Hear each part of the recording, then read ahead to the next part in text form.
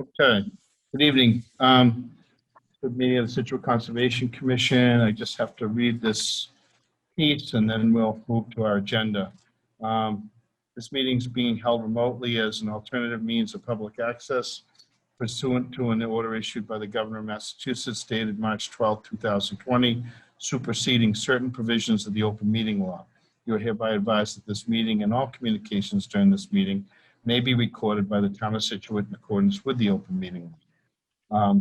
During the meeting, we'll have a question and answer session following each public hearing where the abutters have the opportunity to raise their hand. We would appreciate it if everyone keeps their comments to less than 3 minutes and try not to repeat something that's already been said. Thank you. So do we have any changes or additions to the agenda? Frank, yeah, we were going to add a quick discussion with Mr. Stanton if he's on the line. And I believe he is at the beginning of the meeting.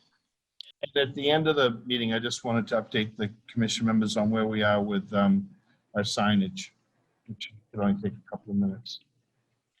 Okay, so I'll make a motion to accept the agenda as written with those two add-ons. I'll second it. There's a second from Richard. All in favor? Doug? Yes. Penny? Yep. Jen? Yes. Andy? Is Andy with us? He'll be late. Okay. Maybe the other discussion we should have to that is our meeting startup for our meeting times. So we'll maybe talk about that at the end. And Brendan? Yes. And Frank, yes. Thank you. Okay. Do we have Mr. Stanton? I believe we do. Do you want to just start out the conversation though, Frank, while I get him online? Sure. So this is regarding to Stanton Lane at Stone Ave. After storms we had a week ago or something, there was overwash, and folks have to go back and clear their driveways and do some other work in along those lines.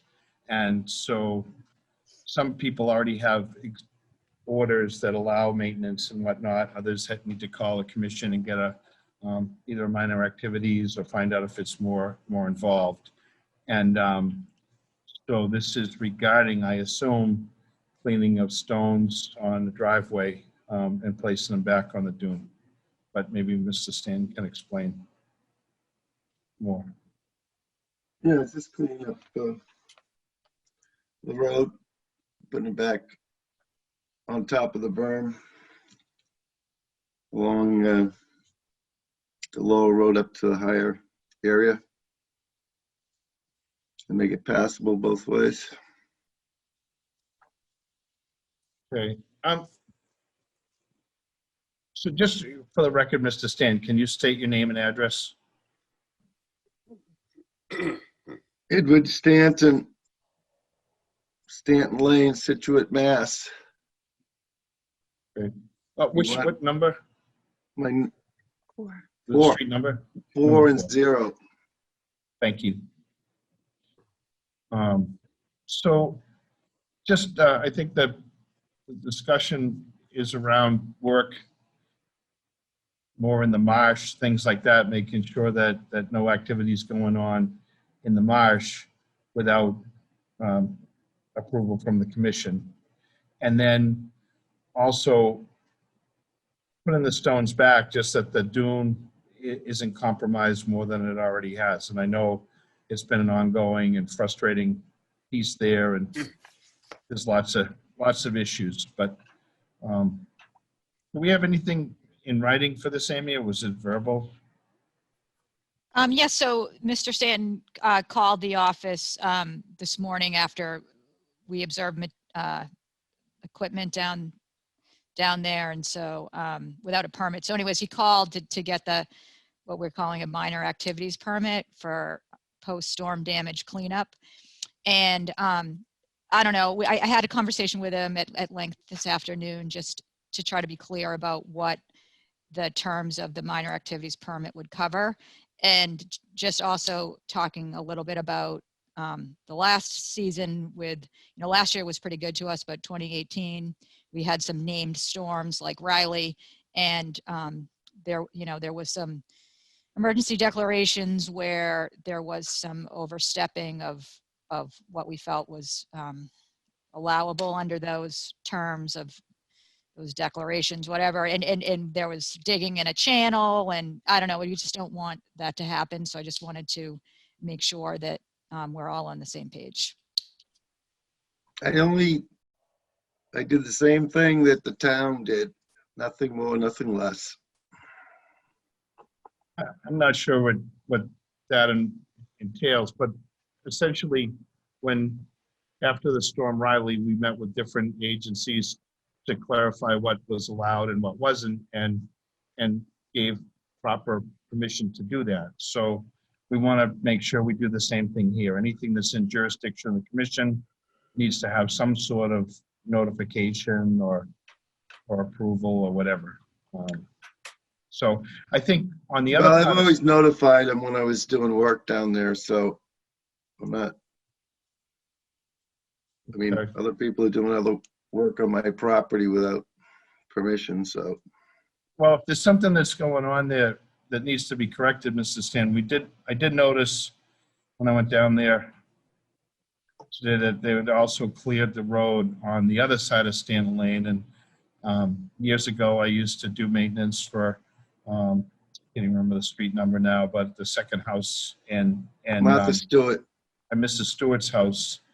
And what she got was a maintenance order to maintain the road. And what was decided at that time by the commission was that it try to minimize disturbance to the dune to the extent that rather than keep digging down the dune to get down to a driveway or something else, the gravel would be placed on that and try to keep as much of the dune intact as opposed to continue to dig it out.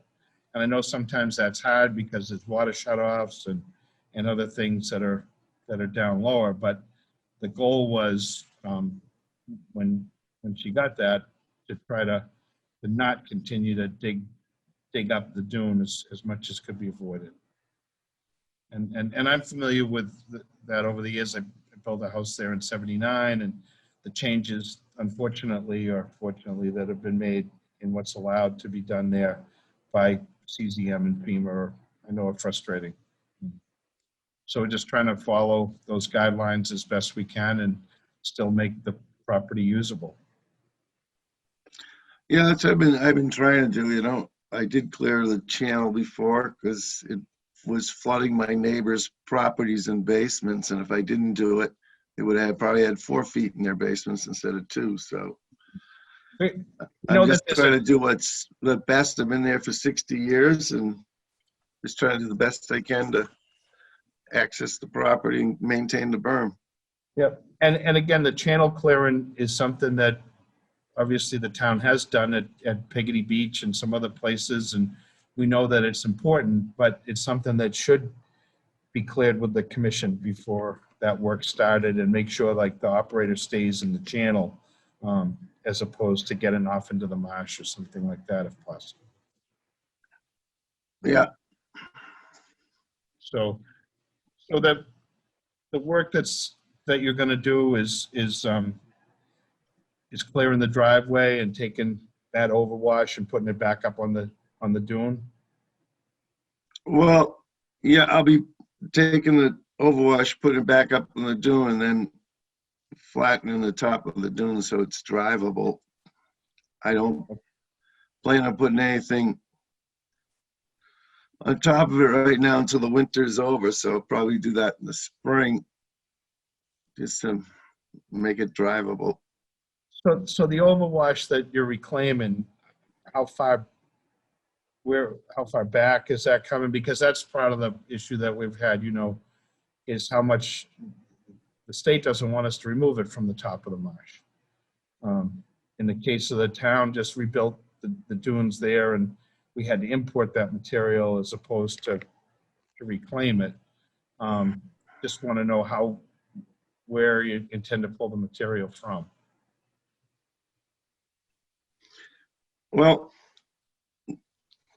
it's off, there's a lower and upper road, since we were told 25 years ago that we couldn't push the stones forward anymore, that we were driving behind the berm, and was told by the Conservation Commission to drive behind the berm.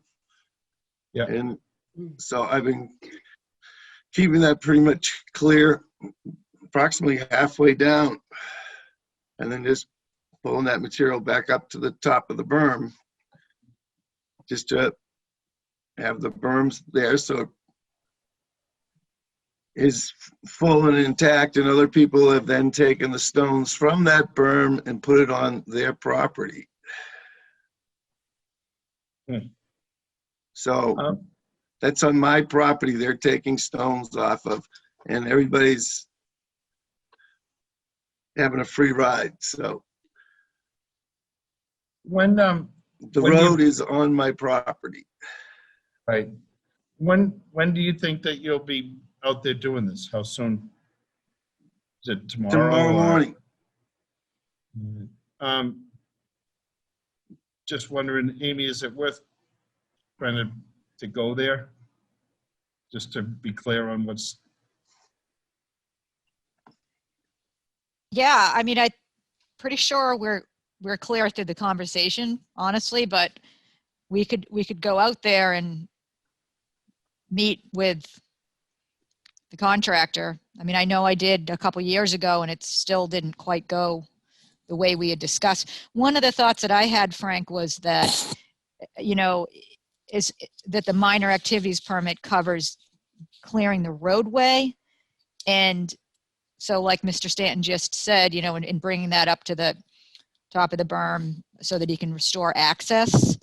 But as far as reclaiming any of the material that's gone down the slope into the marsh, that if that is going to be moved around, that should be more of a thoughtful process. So, and also formalized with, you know, not a minor activities permit, which really is just, it's not even an official permit. I mean, it's just facilitates us administratively keeping track of these post-storm damage cleanups, you know what I mean? So we can track them, but it's not an official recognized document by the state.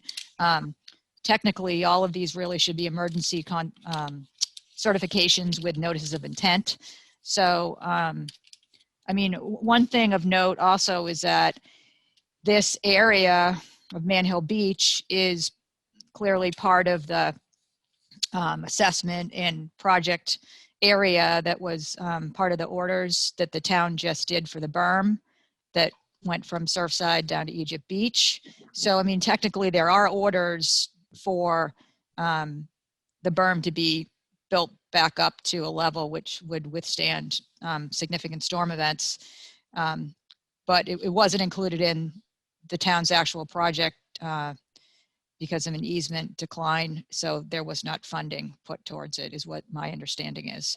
But anyway, so I don't know, the assessment report from Applied Coastal doesn't really put this as a significant potential to breach. You know, it gives it a score of a 0 as far as threat to the town and public safety. Although I do understand that this is, I don't know, it's complicated is all I can say. So I think it should be thought out. And we've been talking about this for a number of years. I just am thinking that this is the year that we should do it. I mean, the event last week wasn't even a named storm. It was nor'easter, but honestly, I mean, I'm wondering if we're in a string of nor'easters that, you know, is going to hit us throughout February and into March, you know, so I don't know, I guess staying on top of it is prudent, but I just don't want to see this permit used to harm the marsh. So. Well, the wetlands have all grown back in the marsh, so I'm not sure how it harms it. It's been done several times in the last 50 years, so I'm not really sure what the harm is. Not that there is any work to be done there, but Okay, well, everything that's good. So you're not going to be working down there. If we can just get that clear, then I think I'm more comfortable with that. Yeah, Ned? I'm just clearing what's in the lower road, which the conservation agent told us to use because he didn't want us to push the stones up where the original road was. So I really can't I'm going back and forth, and it's really kind of exhausting and frustrating, and really for someone to try and live there and deal with this constantly, and having a different people tell you you have to do different things in different ways, and then my neighbors do whatever they want on my property. It's really, I'm really kind of at the end of my rope about it. So I've gone down there and filed whenever I had a file to clean something up, and I did what I thought best at the time, and was under the standing orders that we received. And like I said, I did nothing more than what the town has done on the adjoining properties. So I don't know why I'm going to be singled out about doing something wrong when the town was doing the same thing. So, it's like the pot calling the kettle black. I'm doing the same thing the town is. The town went, cleared out wetlands, cleared out the pond, put the stuff back up on the berm. And I'm not doing much more. I'm just cleaning off the road to put the stuff up back on the berm. So, Okay, as I think we've beat this one pretty well, as long as it's in the road for now. Will you be out there with the contractor tomorrow? I think so. I have to talk to him. He's been tied up with the snowstorm and moving snow and plowing, and his plan is to go tomorrow, but I haven't talked to him. Okay. But I'm hoping to do it tomorrow.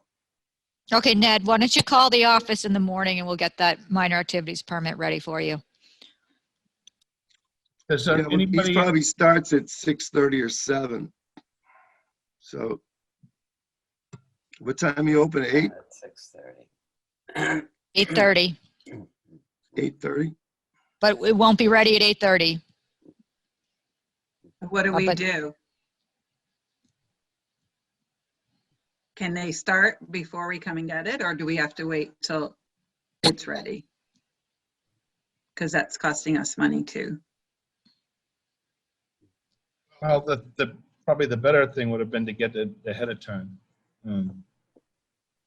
Well, I didn't get down there until We didn't know it. Friday, so then I was trying to file it. I couldn't remember how I did it last time. I thought it was online, but I guess I just sent a email to Carol and she'd just email it back to me that day, or I'd pick it up on the way down. But I just as soon start in the morning and finish it. I don't think it's more than half a day's work. It's just to maintain the berm and fill in the low spots that are there.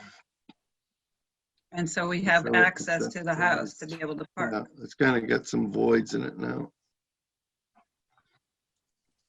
As long as he's in the road in the morning, that's fine, and then try to get this as quick as you can. Thank you. All right, thank you. Yeah, just call the office and we'll let you know when it's ready. You can Just call. as a courtesy, does any of the members, this has kind of been batted back and forth. I think I'm familiar with it. Penny is, Richard. But anybody have any other questions? I think I followed from your discussions. I think I get it. Same for me. Thank you. Okay. Thank you very much. Thank you. All right, see you tomorrow. Yep. Thank you. Thank you. 190 Glades Road.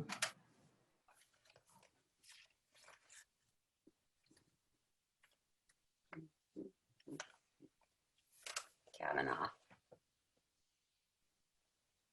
We have anybody from Cavanero? Yeah, I'm looking for Brendan. Hold on. I know I have Brad Holmes that I've just asked to unmute. Oh, here he is, Brendan Sullivan. There we go. Okay, good to go. Hello, can you hear me? Good evening. Oh. Sorry. I got you. both speakers on. Oh, Yep, we got you, Brendan. Go okay, ahead. sorry about that. Some technical glitches here, of course. So for the record, Brendan Sullivan with Cameron Consulting, here representing the Paces for 190 Glades Road. Since our last meeting, we had a couple go-arounds with the review engineer for Merrill Engineering. We've updated the plans since then. A couple minor comments. We added some soil testing where the infiltration basins were going. We moved the catch basins in the driveway down a little bit to capture more of the runoff from the driveway. We've updated the stormwater pollution prevention plan, and we also updated some details and some splash pad details for the outlets for these infiltration systems. We've also, at your request, gave you an overlay with a colored rendering showing what was proposed in 2000, what was approved in 2019, and also what was approved in back in 2011. As you can see, the blue was the original approval back in 2011. The total structure between the 50 and the 100-foot buffer was just under 6,400 square feet, and the total mitigations were about 8,000 square feet. The mitigation plantings in that scope, some of them were outside of the 100-foot buffer. That's all shown in blue. Now shown in red is what was approved in 2019. Total structure between the 50 and the 100-foot buffer was just under 2,000 square feet. And the mitigation plantings was just under 7,000 square feet. So our structure to mitigation went up to 3.8 from a 1.3 it was approved in 2011. So what we're proposing now, we have our total structure between the 50 and 100-foot buffer of just under 3,000 square feet, and our total mitigation plantings are about 32,500 square feet, or a mitigation ratio of approximately 11 to 1. So those numbers are provided on there on the upper left-hand side of the plan, and they're shown in the blue, red, and in the black, if you can see that on the plan as well. And I think that's about it. Okay.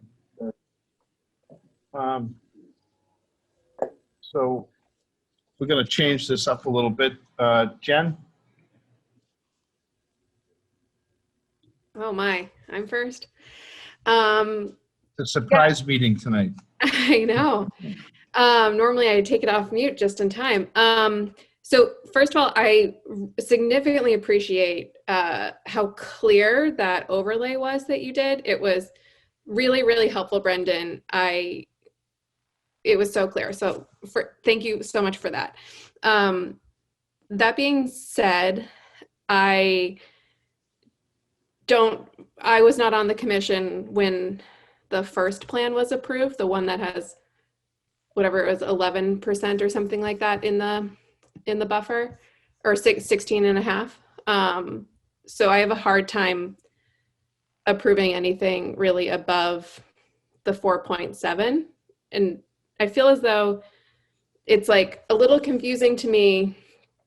There's just something far more invasive, like a pool that's like really digging into the ground and deep, as opposed to like a porch post that sits on top of the land. That would be, a little bit more into the 50 or into the, the 50 to 100. So those are my thoughts. Okay, Jen, thank you. Andy? He's not here, right? Yeah, Andy's not here yet. Okay, Penny? No, well, I was here, and you were too, Frank, on 2011. I think Richard was too. This plan is the best of all three that I've seen, and I really appreciate that the people the homeowners or to-be homeowners have brought it closer to the street. And the mitigation's great. So I'm very happy with this. So, thank you. Doug? Yeah, Can I like ask a Jen, question? go ahead. Sure. Penny, how is it closer to the street? It's moved further into the buffer. No, the other house, it was in this, yeah, the first house in blue. Do you see where it's situated, Jen? I do. It was squashed in there. It was just, and there was all kinds of ledge had to come out and everything. I agree. Yeah. But I'm not sure we should even be considering that as a comparison, considering it's not the most recent approved plan. I'm just saying, if I have to look at, what originally we approved, which I wasn't happy with, but we had to approve it in the end, this is much, much better. I like this plan. So I think Jen's point is that the other plan was something that was before. Now we've got a new proposal in front of us. Well, but they asked to see the difference, Right. in the three plans. So here they are. And I'm just saying, this is, I'm happy with this. Okay. I like it a lot better. It's nearer the street, the house. Okay. Doug? Yeah, like Jen, I wasn't here when they did one in 2011. And that was approved. So in a way, that's sort of an unfortunate benchmark. I get what Jen's saying, like, why do we have to use that for a benchmark? But that was approved, and that was right up to the 50. Yeah. So both these other proposals are less invasive than that. I think what Jen is saying is like the red one is a little bit more minimal than compared to this new proposal. I think ultimately, I don't want to say we're stuck approving that, but I think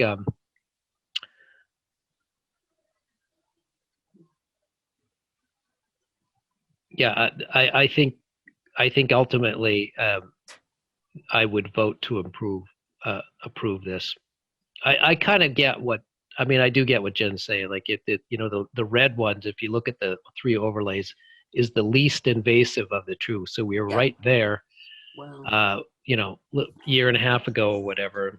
And so now it's increased a little bit, and I'm really hoping that doesn't mean we keep inching back towards the wetlands with further applications. So, but I get from the applicant's perspective, we approved what was in blue, and I hear you, Penny, say you probably weren't very happy about doing that. So it was a reluctant approval, but here we are. So ultimately, I would, because, and just to add this to it, because of the large amount of mitigation that's been added to this application, it's approvable to me. So I'm glad that they're doing that they're making an extensive effort for mitigation outside of the immediate area here, out there in the Marsh area and whatnot. So that's my 15 minutes. Thanks. Richard? I wasn't here for the very original one either. I think I came the year after that. oh, But I do remember approving the one 2 years ago. And I kind of agree with Jen in the sense of it's unfortunate that they had to put a pool in there.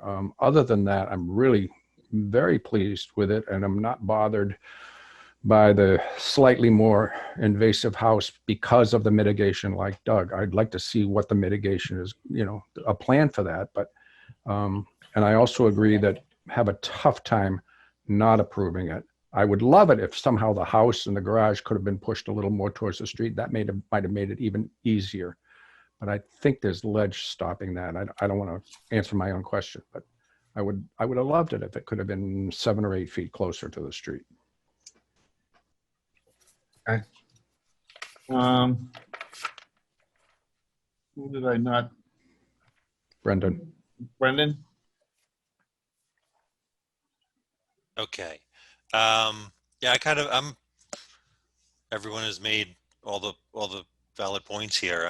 Yeah, I'm not a fan of that pool. I probably, if I had the pool myself, I'm sorry, it's irrelevant. But where it is, but yeah, the amount of mitigation is significant. So I'd be hard pressed not to approve this. I guess that's all. Okay, thank you. Amy? Yeah, okay, so good points, everybody. So one of the things that I think should be brought up again is just circling back to how we got to where we are in the first place. And I know we don't want to retrace every step because it's like beating a dead horse, right? But for those of you that are in the audience that are looking at the amount of disturbance that we have in the 50 foot, or not 50 foot, but in the 100 to 50. And then there's also disturbance within the 50. It's because there was an alteration that occurred like 10 years ago. And that was by a previous owner. But I agree that they're offering good mitigation and an enhanced replication area within that isolated wetland, which is great. One note as far as the grassland area that they're offering up, this is actually, Andy is joining the call right now, but this is one thing that he had mentioned to me after reviewing literature sent over by Brad Holmes this afternoon, is just that, as far as pushing bird habitat, not so sure that the area actually supports a true enhancement of bird habitat. So I'm not so sure that, it looks good on paper, but in reality, I think the most significant mitigation is the plantings that are within the enhancement area in the actual isolated wetland. But all in all, I think it appears to meet the interests of the act and the bylaw, and it's also, I do concur that the reviews went back and forth with the stormwater, and that seems to be signed off. So this is an amended order, and we'd be accepting the revised site plans and stormwater docs with O&M plan. That's what I have. Okay. Do we have anybody in the audience on this?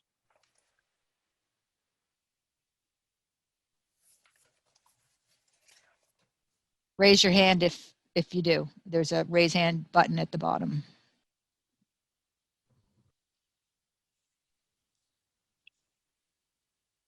Okay, I don't think we have anybody. Seeing none. All right. So I get everybody's concern, Jen, yours, Penny, and I have the privilege of being involved in an earlier filing, and some of it's lost on me what went on there, but it was pretty contentious and it went on for a while. I think another thing to remember is when we do these, we have these, and we want to do what we think is correct for the site and for the environment.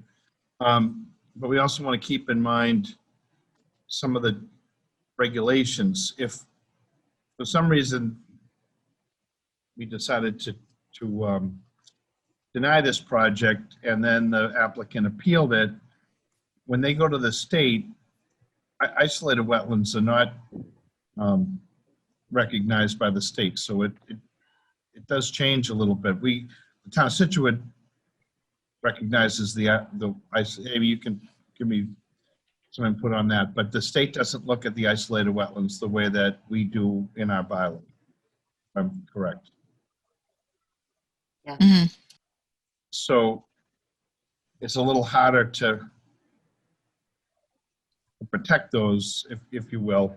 And I think we're doing a good job of protecting that particular piece, and then all the plantings and materials moving towards the ocean. So, we don't love to see all of this happen here, but sometimes we have to pick and choose what we find acceptable. That's about the best I can offer. Anybody else? So just to, I guess, try and understand, have we seen a plan or understood why the pool has to be where it is? If everything could theoretically shift, to Richard's point earlier, I mean, the disturbance in that buffer would be less. Sounds So like a good one the, for Brendan. Because that would So make the- me feel like I actually understand why things are where they are. If we're going to be blasting for a pool, why can't we blast for a garage instead? So the ledge obviously was certainly taken into consideration here. And we're stuck between the setbacks for the septic system, which are just to the south of the house. The septic system, that was the only place that really perked for Title V on-site septic system for the lot. And we have setback from Glades Road, and we also have area. So there's also the grade change from Glades Road to the house. So if the closer the house gets to Glades Road, the steeper the driveway is going to be. We already have the driveway coming up to the auto court is probably about 8 or 9%, which is like maximum you want to have for a house. And so where the turning court is for the house, that's why the house is up high, because we want to keep it out of the groundwater as much as possible and reduce the amount of blasting to the ledge. Also, this house, there is actually less ledge removal than the 2009 approval. The 2009 approval had the entire footprint, other than the garage, of course, there's no basement in the garage. But the entire footprint of the house was a full basement, a full, 8-9 foot ceiling basement. This one, only about 2/3 of it is a full basement. The 1/3 of it is a crawl space for just utilities. So there's not all that ledge. There's less, and I don't have the numbers in front of me. I had it before, but I believe the numbers were about 1,900 cubic yards of ledge coming out of there for the 2019 approval, and this one was about 1,600 or 1,700 cubic yards of ledge coming out, and that included the pool as well. So there's less ledge coming out of the site for the foundations, if that makes sense. That's Jen? helpful. Sorry, I had a Jim. little piece, Brad Holmes with ECR. I'm gonna Yep. just say, I'm gonna look at this a little bit half glass full. What I see is that your occupied area is really focused in one area of the site, and the good portion of the area to the east is unoccupied and will be enhanced. So, for instance, that area where the past project, 2009 or 11, whatever it was, the blue rendering, there's a good portion of that area where that past house was, that's permittable space within the 50 to 100 foot buffer zone that is permittable to be occupied with some sort of structure or activity. So I just wanted to give you that optimistic view of this, because I don't see that the footprint that's proposed within the area that's already been basically cleared, because we have an open order of conditions, so that area has already been worked over. We're working in that area and not, venturing to the east. So I see it as a better option, as your optimist. Thank you. Jen, do you have anything else you want to No, add or question? I'm still not still not a fan. But Frank, Get it. Frank, That might- maybe we can ask Andy too. Andy, you on?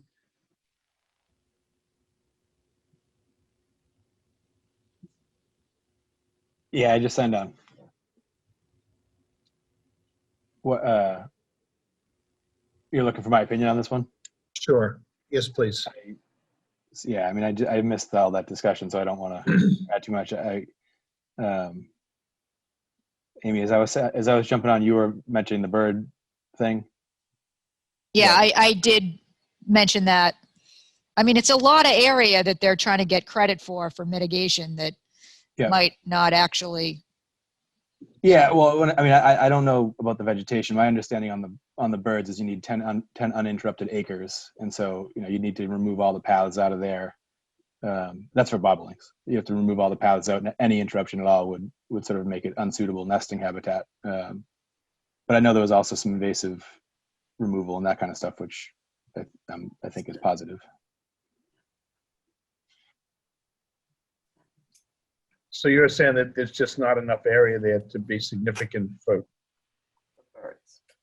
Yeah, for the grass, like the bobolinks, the meadowlarks, the sparrows, they need, I think bobolinks is 10, meadowlarks need more, and without any path or interruption, or they won't take it up as a nesting ground.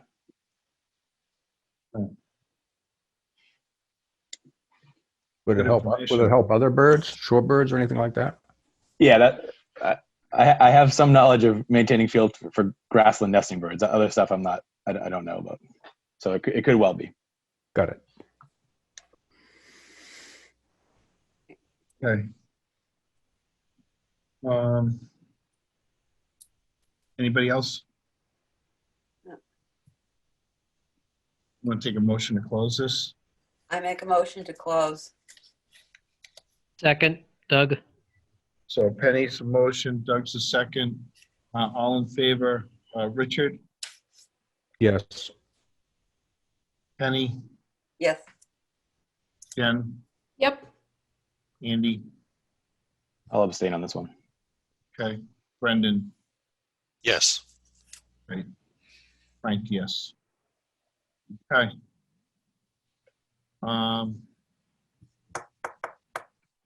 Great, thank you. So 169 Border Street. Am I reading that one? Yeah, we're opening this one and we're making sure we have a butter notification,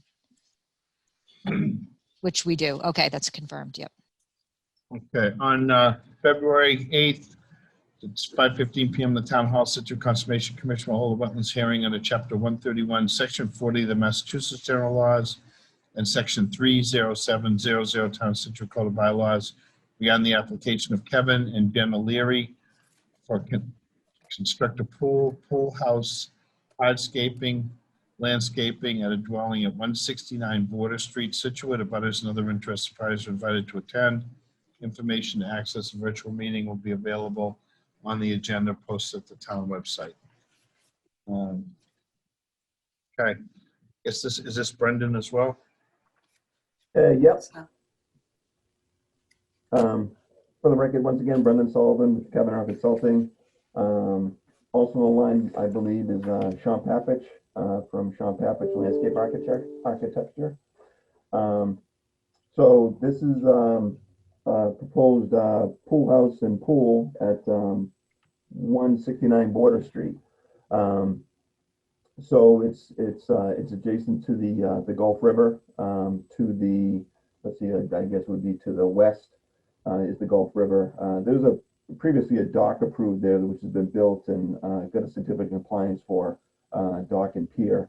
So we have land subject to coastal storm flowage. We have a BVW and salt marsh buffer. We have floodplain, and we also have riverfront. As you can see, most of the hardscape improvements are outside.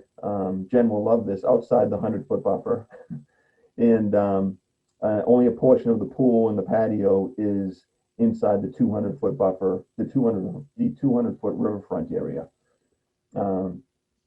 So in the pool house and a good chunk of the patio and spa is outside of the 200-foot riverfront area.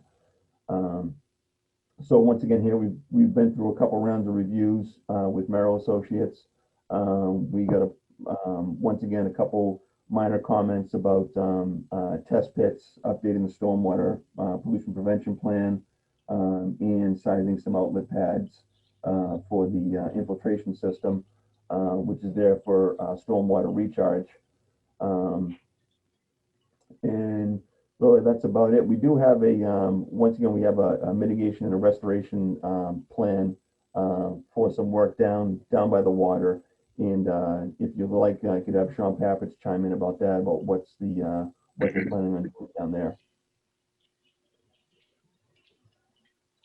Yeah, why don't you, so on your plan, we've sort of got a cut-off version, so we don't see the whole property. Brendan, is that right? Oh yes, as far as where the main house is, yeah, the main house, I'm sorry, is out on Border Street. So we are at least a few hundred feet back from Border Street. Okay. All right. Yes, if you want to have Sean, might as well get the whole picture. I believe Sean is there. Do you have Oh yeah, it, Sean's Jen? got his hand raised. Probably needs to get unmuted. Sean Papich.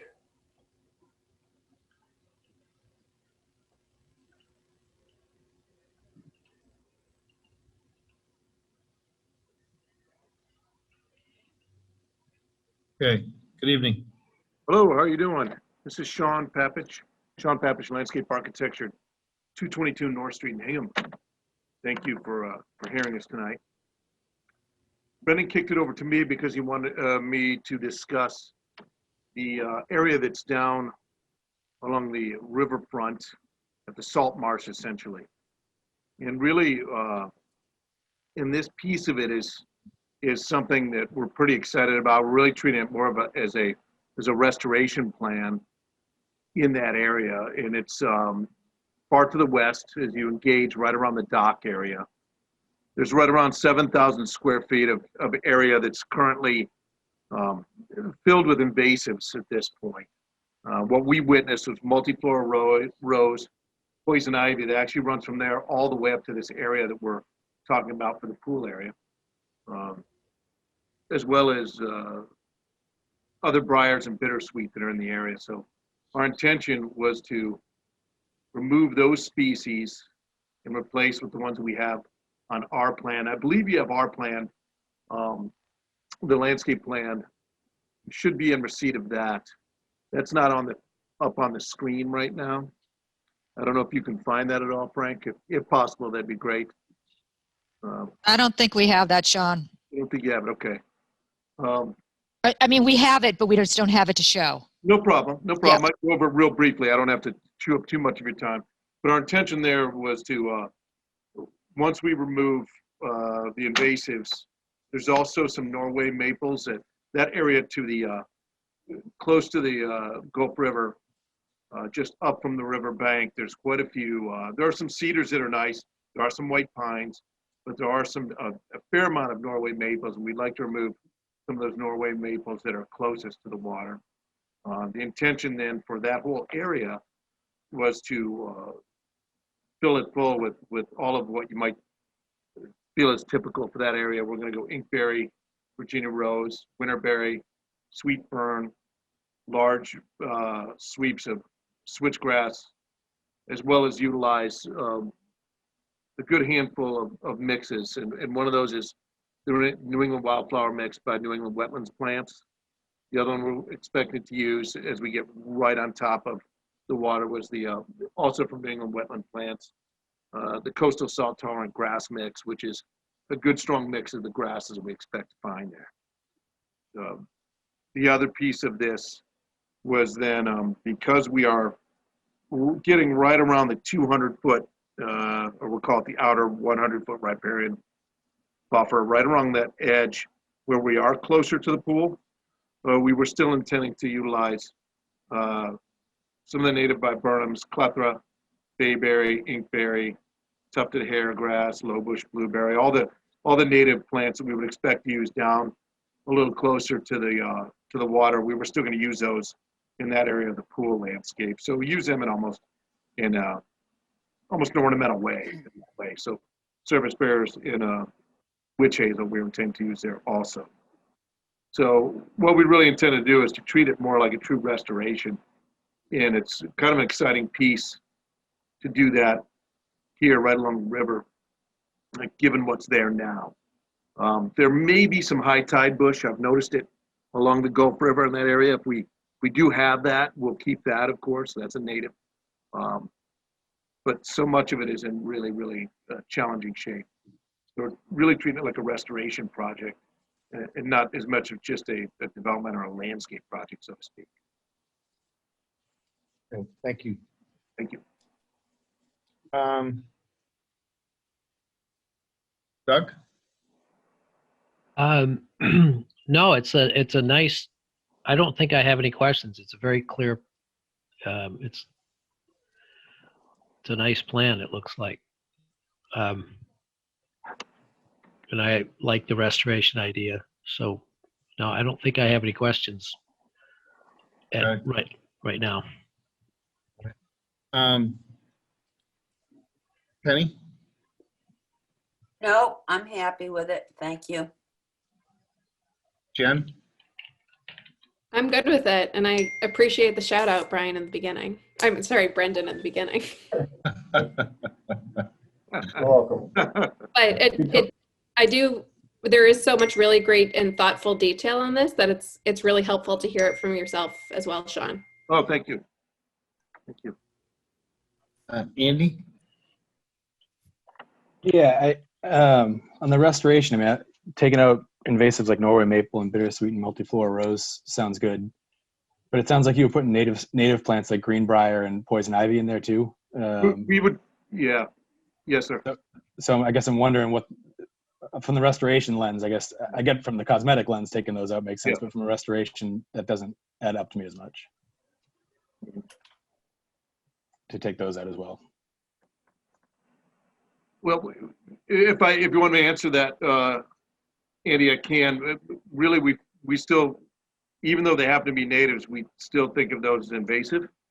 We feel that one of the things we got is poison ivy has been growing all the way back. I'm going to measure it here on my plan that I've got in front of me, but it goes all the way back to where you hit ledge essentially on the property, large piece of ledge. So it actually reaches back into this area that's kind of lawn right now.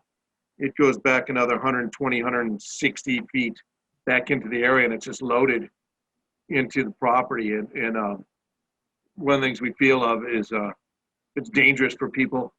I know the guys that were building the dock ran into some significant challenges, and I think even with the hospital because of the poison ivy. And so although it's considered a native, there are things that we won't do as landscape architects. You're gonna have to beat us over the head to make us do it. So you might do that, but is that we won't plant poison ivy, keep around. We won't plant Virginia creeper because it's so invasive, even though it is a native.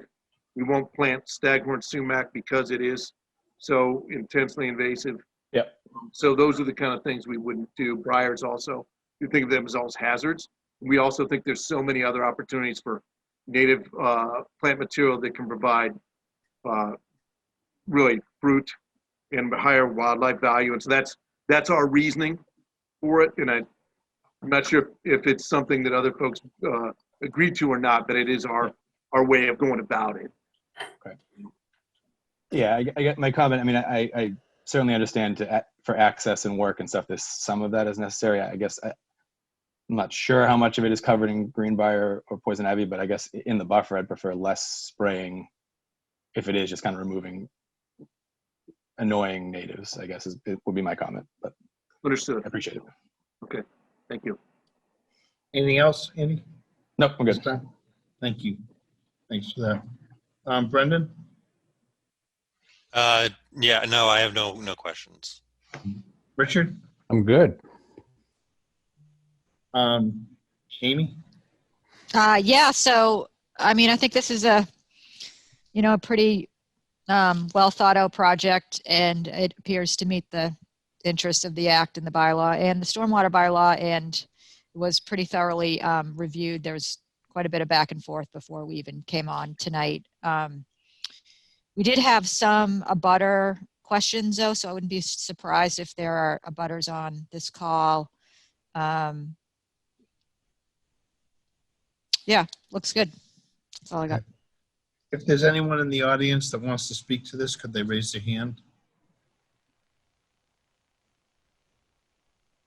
By clicking on the hand.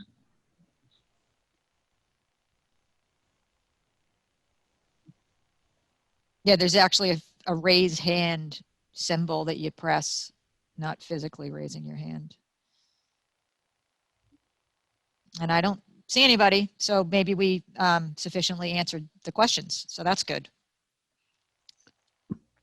Frank, what do you have? No, I'm good. I think everybody's vetted this one pretty well. I'm just backing up to the hearing before and wondering if we could maybe think about, and this is a little bit more involved restoration, but the detail of that restoration is helpful when we're trying to put a project in a sensitive area. And I know done a good job of putting this together, Brendan. And Brad certainly pulls together all the wetlands areas. I just, maybe in thinking about your restoration for that other project, you could maybe get them to consider some of the things that you're doing here. Not necessarily the same pieces, but to the detail, which is pretty helpful. Just a thought. Now I get what you're doing. Okay. Okay. I make a motion? Take a motion. I make a motion to close. That was Second, Penny. Richard second. Doug, Yes. Jen, Yes. Andy, Yes. Brendan, Yes. and Frank, yes. Thank you. Okay. Thanks, Frank. Back Hey, to- Frank, just a quick question. So if you guys, so how's the process work? You guys close and then you vote on it later, or? We'll get a set of orders together and then vote it at the next meeting. Both the orders at the next meeting. Oh, okay. So when you voted to close, you're voting to approve the project or just voting to close the hearing? I'm confused. There are two different things there? or Just one? voting to close. Just Okay, vote to close, but you've got the gist of the members. I mean, I think everyone's in favor of that. We'll put together a set of orders. Basically with the things we've already touched on. So, gotcha. Thank you. all right. Thank you. Thank you. Thanks, Sean. Thanks. Thank you, appreciate it. Have a good evening. 162 Bossy Lane.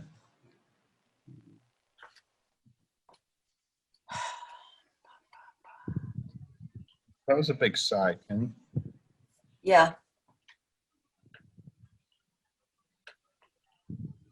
We have Morse Engineering.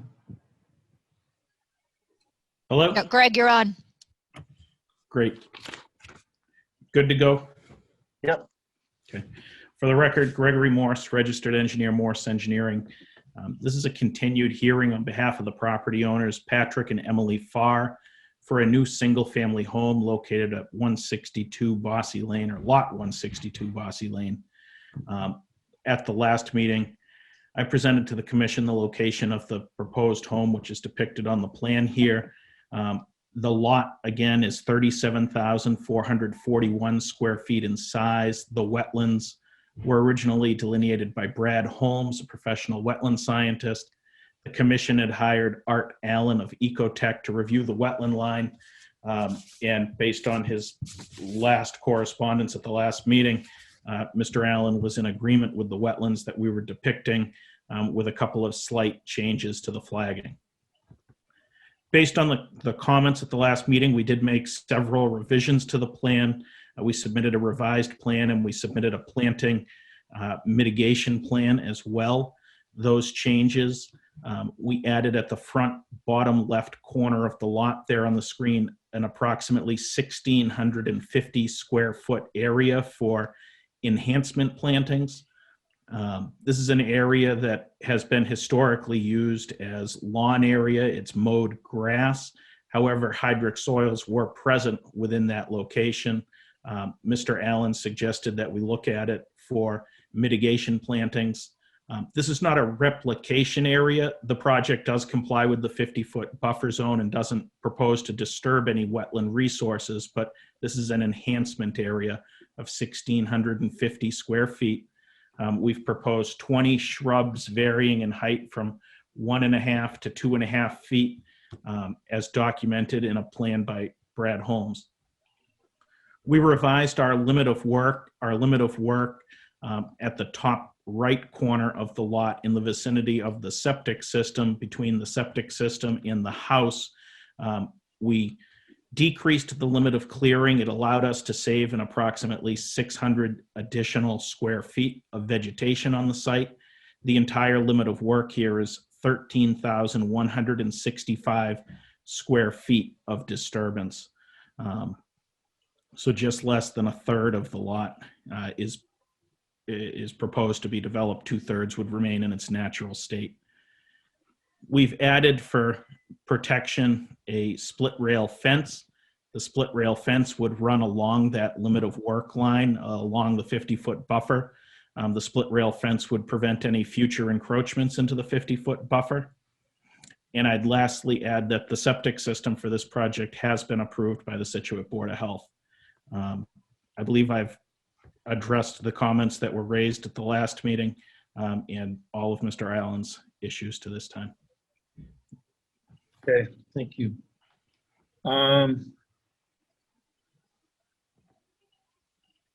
Jen. Oh, no. Already came to me first for the Glades Road. Wow. Yeah, This was Richard's idea. he said to start at the other end. I appreciate all the detail and especially kind of adding in the context around the split rail fence. I'm still not a huge fan of something as close to the buffer, but it is because it's like kind of like all in the 100, but there isn't really much of an option outside of that on this site. Those are my thoughts.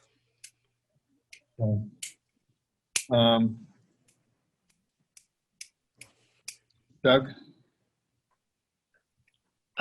Yeah, I think it's squeezed in. It's about as tight as you're going to get. It's not like the home is just ginormous or something like that. I think they've agreed to cut back even that little bit of tree clearing up around the corner there. So I feel like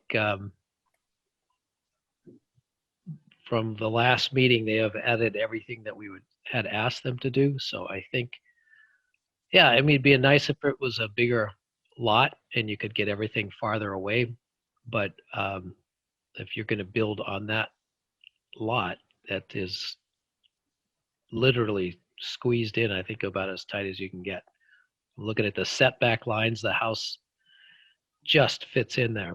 So not a lot of more room that you can deal with that. So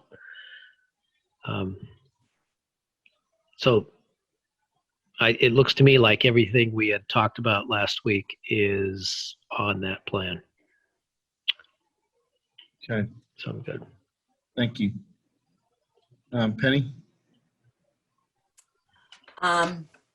Yeah, this is one that I have a lot of issues with because it is it's squeezed in, and I'm afraid in 5 years I'm going to go down there and they're going to be cutting into the buffer zone. The fence will be gone, but at least you did put a fence in.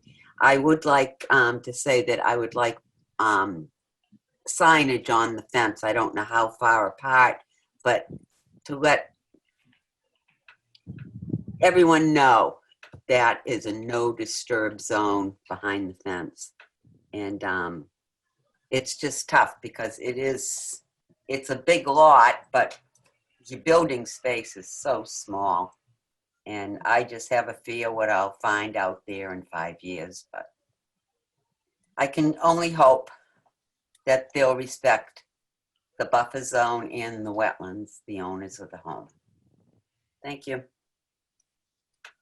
Thanks, Penny. Brendan?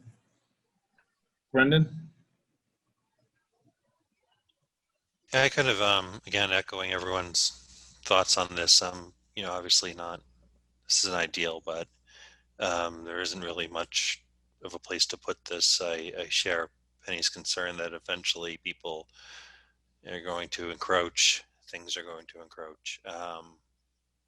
Just hope it's not. I'm glad that there is a fence there. And those are all my thoughts. Oh, thank you. Andy? Nothing to add right now. Okay. Richard? Yeah, you see, when you go last, there's just nothing left to say. That's why I think the other guys need to go first sometimes. This is Jen's night to shine. I have There you nothing go. more to add. I really don't. Okay, thank you. Amy? Yeah, I mean, honestly, I feel like this plan gets a little closer to the vibe that I was reading from the commissioners. Also reviewed the enhancement plan, area with Art Allen, your peer reviewer, and we were a little surprised that the area didn't extend to the fence on that lower portion of the lot. And then also just, if you're going to be firm with that 50 foot, I just don't know how you're going to build the deck and the infiltrators and the retaining wall right up to the limit of work without disturbing it. I just think it's a challenge. I feel like those are the calls that the office receives is as soon as these houses push the limit, the trees, the saplings grow up and the wind blows and people call and they get nervous and then they suddenly want to take trees down. So, of course, thoughts about pulling the house forward came to mind, shortening the driveway, that would certainly, or even reducing the footprint of the house. But I know, I don't know. I get that that's complicated too. So all in all, we're looking to try to achieve, avoid minimizing and mitigating what we can for a new build. It's tough. It's a tough one, but I would say that it's approvable. And it does appear to meet the requirements of the Wetlands Protection Act for sure. The bylaw, I think you could go either way, but I think it would be a fight. And based on the value of the wetland system, it's probably overall not a high value wetland, so that would be considered for sure. I don't know. Those are just my thoughts, Frank. Okay. Do we have anybody in the audience that wants to speak to this?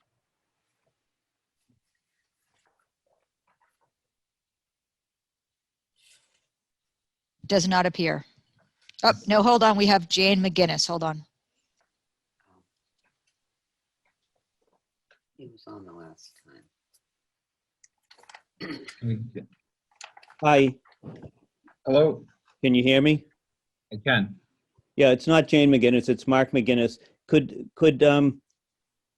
Greg just explain a little bit more about the change that he mentioned in the upper right-hand corner near where the leaching field is going to be in terms of the clearing?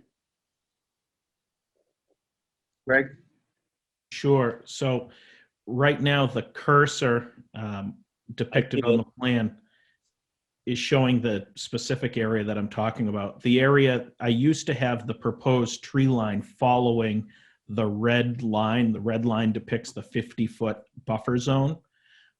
We've now pushed that proposed tree line approximately 15 feet further up gradient than that no disturbance zone to where the cursor is now. So that was the area where we picked up an additional 600 square feet of vegetation that will be left in place. Okay. I'm wondering a little bit more about the actual, obviously the very corner of the property, to the upper right of the circle that's drawn in there, Yep. where it crosses over the old foundation, Yeah. where the cursor is now, that area in there, is that all due to be cleared?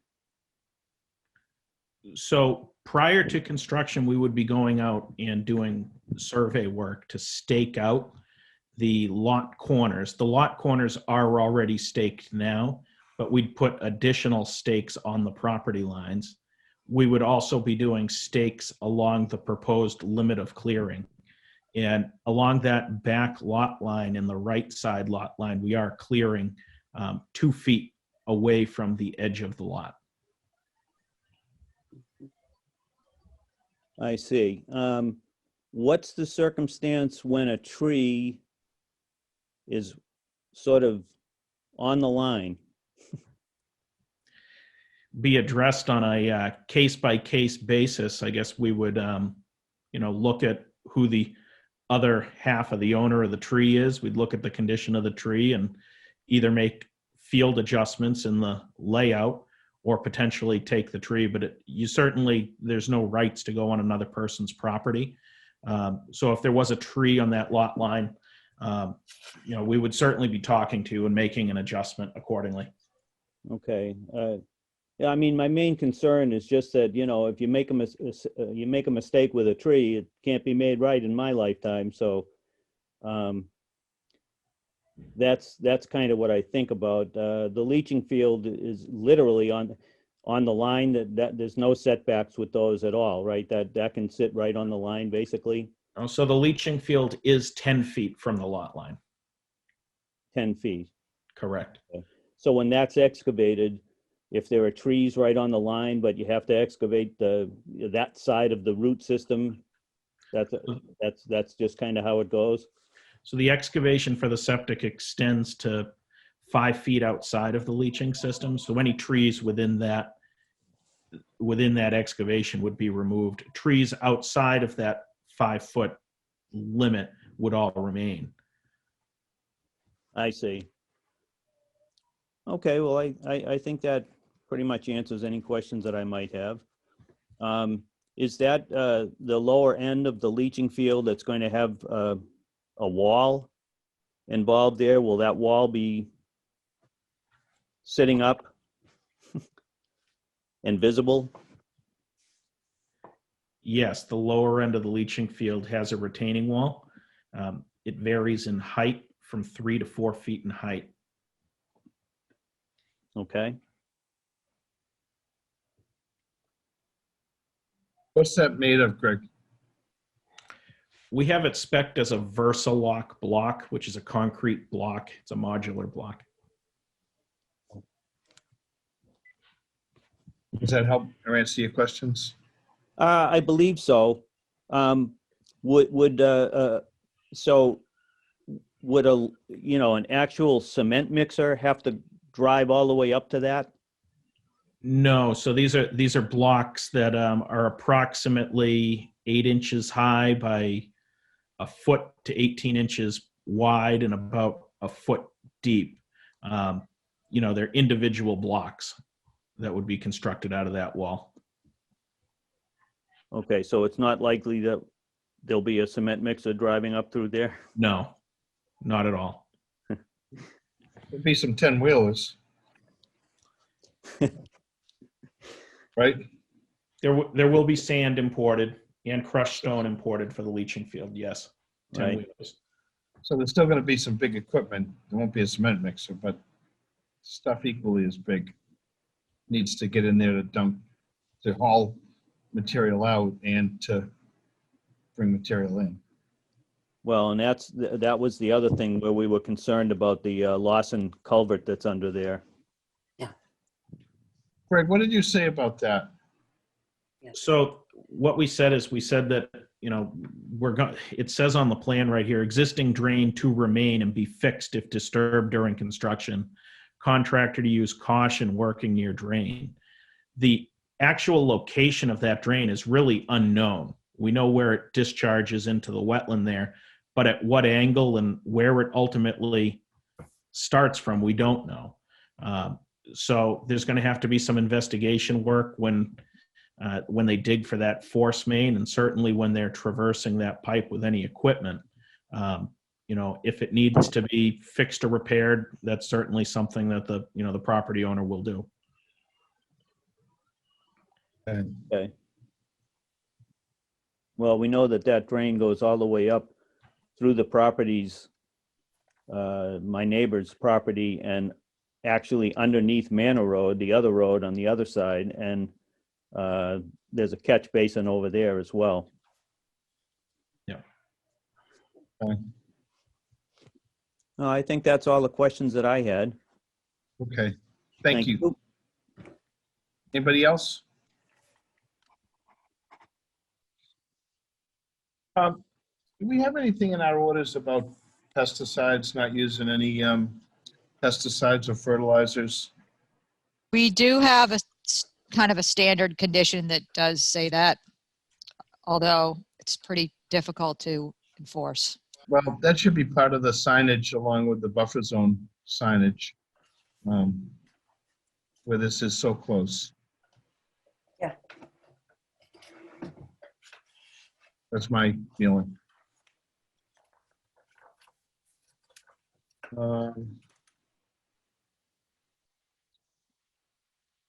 I know that it does look like it is a tight site. You know, sometimes you look at things like this, and to some degree they're altered over the years. There's been structures and whatnot that were there and then removed, and stuff's grown back. But this was a pretty altered area years ago that's kind of grown back in, and it is a tight spot. I think we've just about brought up everything that could be, so I'm good. Make a motion? Do we have anybody else? Would there be any other pieces, Amy, that you think would be considered to be added in the orders? Signage on the fence. Yeah, you brought that up. Yeah. Fencing. I'll be sure.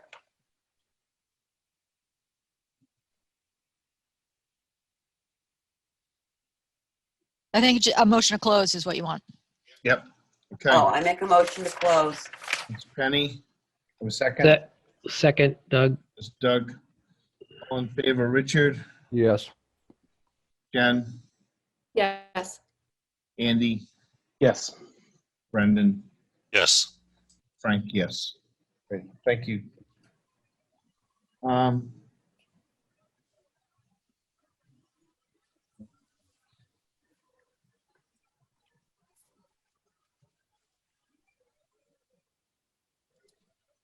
Are we doing Countryway? 49. Yeah, it's Mr. Mirabito. On February 8th, 2020 at 5:15 p.m., the Town Hall Scituate Conservation Commission will hold a wetlands hearing under Chapter 131, Section 40 of the Massachusetts General Laws and Section 30700 Town of Scituate Code of Bylaws regarding the application of Dana Richard for construction of an addition and open deck, a single-family dwelling at location at 49 Countryway, Scituate. Butters and other interested parties are invited to attend. Information to access the virtual meeting will be available on the agenda posted on the town website. And this is Ross Engineering? Yes, thank you, Frank. And just for the record, Mr. Richard is an electrical contractor that does work for our company from time to time. I feel I can participate in this meeting without any conflict, but I just want to make that stated. Thank you. Go ahead, Paul. Okay, thank you. My name is Paul Marabito from Ross Engineering Company. I'm representing the applicant who is also here with me, and I believe John Zimmer is going to chime in as well. He was the environmental scientist that worked on this project. The applicant purchased a house at 49 Country Way. The house was constructed in 1765. There's two separate detached garages as shown on the plan as well. What he's proposing to do is to put an addition to the right side of the house as you look at it from Country Way, and also install an open deck off of the addition. It's within a few feet of the existing bordering vegetated wetland. The existing house and the lawn area associated with it is all within the 50-foot buffer. Again, this is a very old house. The architect who designed the addition placed it in the location where it's shown on the plan, so it conforms to the interior layout of the existing house, and that's the reason for its location. There's an existing generator shown on our plan. At the time we submitted this application, the generator was there, but it has since been moved to the garage that's closest to Country Way, so that has been removed. We are not proposing any grade changes to the plan. John Zimmer did submit an environmental report and a planning plan where he's proposing to install a 900 square foot area containing up to 45 proposed shrubs. His report also lists the shrubs by number and the species. The site is in firm zone X. It is not in the work is not in the town of Scituate floodplain and watershed protection district. The site is primarily a lawn area from the street back to the wetland. There is a woods line along the edge of the wetland that will remain in place. We show a proposed silt sock for erosion control on the plan, and the open deck will be an open deck. It'll be on sonotubes. The runoff from the roof is considered clean runoff, so there'd be no impact to the wetland, which is up against the wetlands which border Old Oak and Bucket Pond. I think with that, I'll end and answer any questions the members may have. Okay. Penny? Yeah, I might have missed it, Paul. The proposed addition, first floor addition, is there a crawl space under that, a cellar? Full basement. Basement. It's a basement area. You're gonna put a basement there? Yes. That'll tie in with the existing basement and the existing house. All right, I know it's an old house, but I'd prefer no digging in the 50-foot buffer. You know. Yeah, well, the frost wall would have to be at least 4 to 5 feet below grade for frost protection. So we have to dig that. What they do is to remove the soil on the interior of that for the basement. That is an existing altered area in the sense that it's a lawn area that they use. Oh, I understand that, Paul, yeah. Okay. But it is, addition you're putting on there. That's right. And it's just unfortunate. Okay, somebody else, Frank. Thank you. Right. Doug? Yeah, it's pretty darn tight. It's like right up to the wetlands. Yeah. Is this? It is. The addition is close. The deck is a few feet back to sonotubes, but there's a drop off there. There'll be quite a bit of vertical area underneath the deck. And you can see that in the photographs, how the lawn drops off there. Again, the reason for that addition being where it is because the interior layout of that house is really what is driving the location of the addition. The runoff from that roof is clean water according to the BMPs, so that would have no impact to the resource area. And the open deck would be the same. There is no alteration of the wetland. It is close, but I don't know what was there first, the house or the wetland. It was probably the house. That was built back in 1765. I don't know if the wetland was there then, but it is now. It is at that. And again, the lawn area goes right up to the edge of that wetland in its current configuration. All right, I'm gonna move on. Those pictures you're talking about, Paul, that's in the package. I don't think I have looked at those yet. That would be helpful. So I'll let someone else go. Okay. I'll look at those. You might Richard? find those pictures. The covered brick patio, you said that's on sonotubes and covered meaning a roof, but not closed in, am I correct? That's correct. It's just an open deck. Okay. You But that's on excuse me. sonotubes? Is he referring to the brick patio, did he mention? Are you referring to the brick patio or the proposed deck? No, it says covered brick patio. That's existing. It's just a small brick patio with a flat roof line. Okay. And the existing raised brick patio, they're two different things, am I correct? Yeah, Or maybe I'm not getting it. they are. They're just existing same level brick areas. One's open, one has a small roof line. Okay. And then it's on the other side beyond the addition that the open deck on Right, sonotubes. regular Okay. decking. Okay. yes. That's correct. I have to agree, and I realize it may not be as significant as it sounds, but I have to agree with Penny that you have to go deeper than a frost line to put in a cellar. And I'm not really in favor of a cellar there. It may be that we end up approving it anyway, but that does concern me. That's all I got for now. Okay. Jen? So I would echo Richard and Penny's sentiments on the basement. I just have a hard time supporting that. I understand that this is where the architect has put it based on the existing house layout, but it would be good to understand if there's other places that aren't literally touching the wetland line.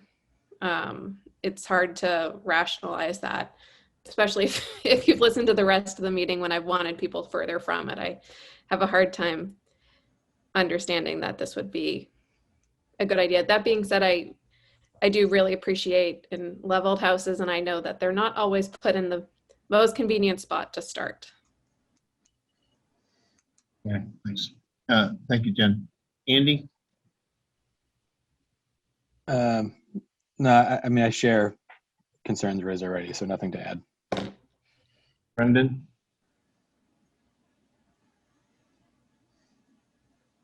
I guess I just had one question here. It looks like from this picture, it slopes off. So how at its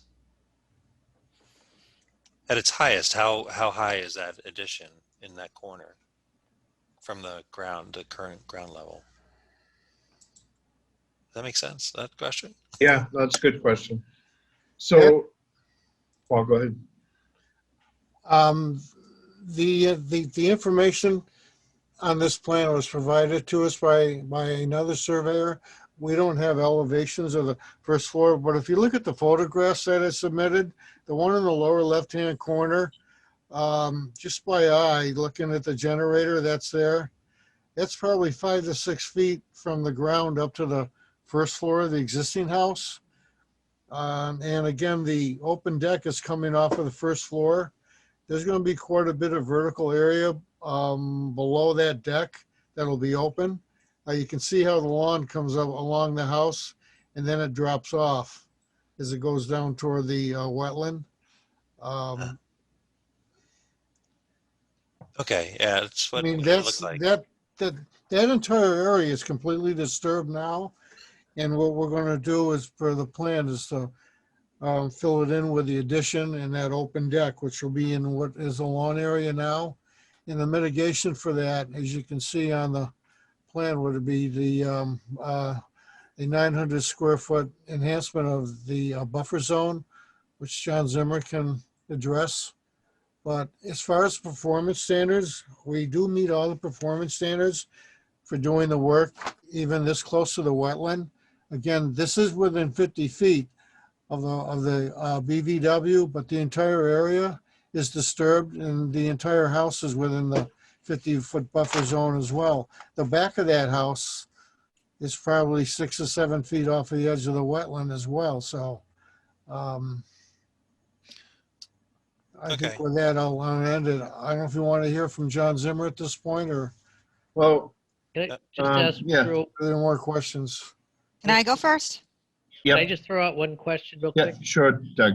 Next to Oak and Bucket Pond, is this a zone A? Water This is a- protection? Yes. No.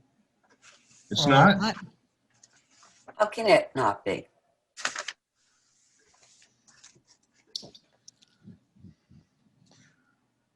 There's a note on the plan. We are in the Water Resource Protection District. mhm. Well, that's the town of Scituate. But Yeah, that's the town of Scituate. but the A zone would go, the zone A would go all the way out. Would cover the entire lot, wouldn't it? If it's in a zone A, it would, yeah. Right.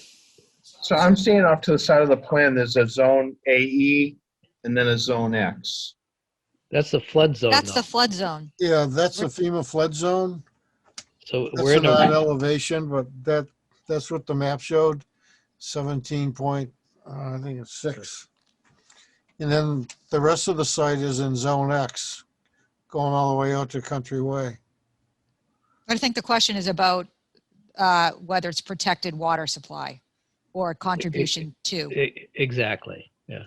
It is, but as I stated earlier, though, all the runoff from a roof is considered to be clean water under your BMPs. I mean, if you're concerned about that, I mean, the existing house has got a sizable roof area that sheds water into the zone AE eventually, or the BVW. Yeah, that's true. Is your concern the recharge of the water from the roof? No, my question was just more data related. I was just trying to confirm that we were in a zone A. Because I didn't see that denoted. Well, if we're in a zone A, the water would have to be treated if it's considered not to be clean, but the water is clean coming off the roof in the deck. The soils out there are all gravel, according to the soils maps. All right.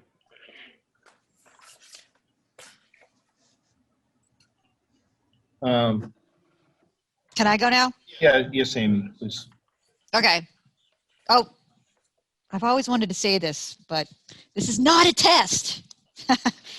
No, I mean, from the outset of this project, I mean, I wasn't really a fan of it for all the reasons that you all have brought up. But I mean, the fact is that it is on lawn, and I think we would probably benefit from hearing John Zimmer's review of his thoughts on this too. But I mean, from my point of view, I mean, avoid, minimize, mitigate. They are offering this enhancement area.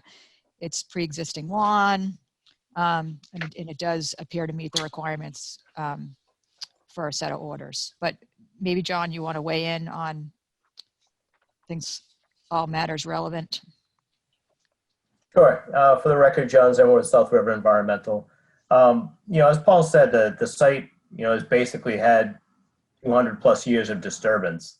There's a lot of invasive species within the wetland.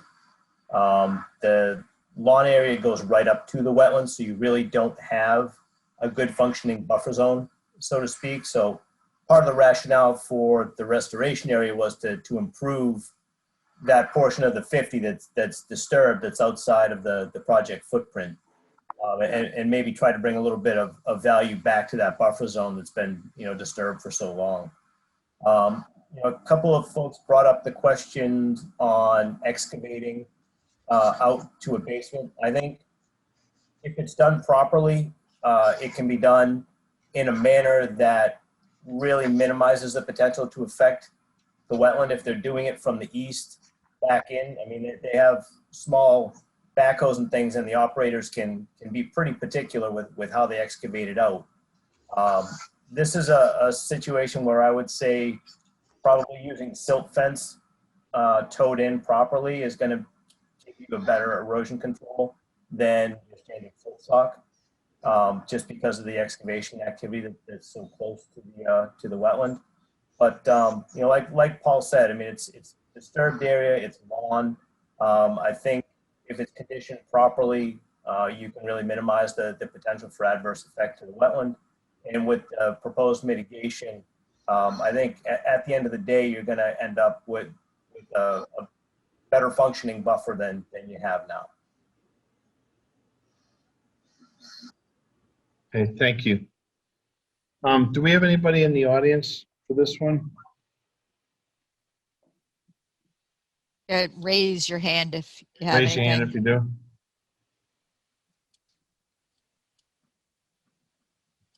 Seeing none. Okay, so I visited the site. I don't know if anybody else had a chance to, and I had the opportunity to both look inside now, because my questions were, why not put that addition as far from the pond as possible? And Mr. Richard walked me through the property. It's appreciating old houses. It's a really cool house, and to develop it the way that they're trying to do that, in addition on the other side, just doesn't. I understand now after looking at it why it doesn't work. I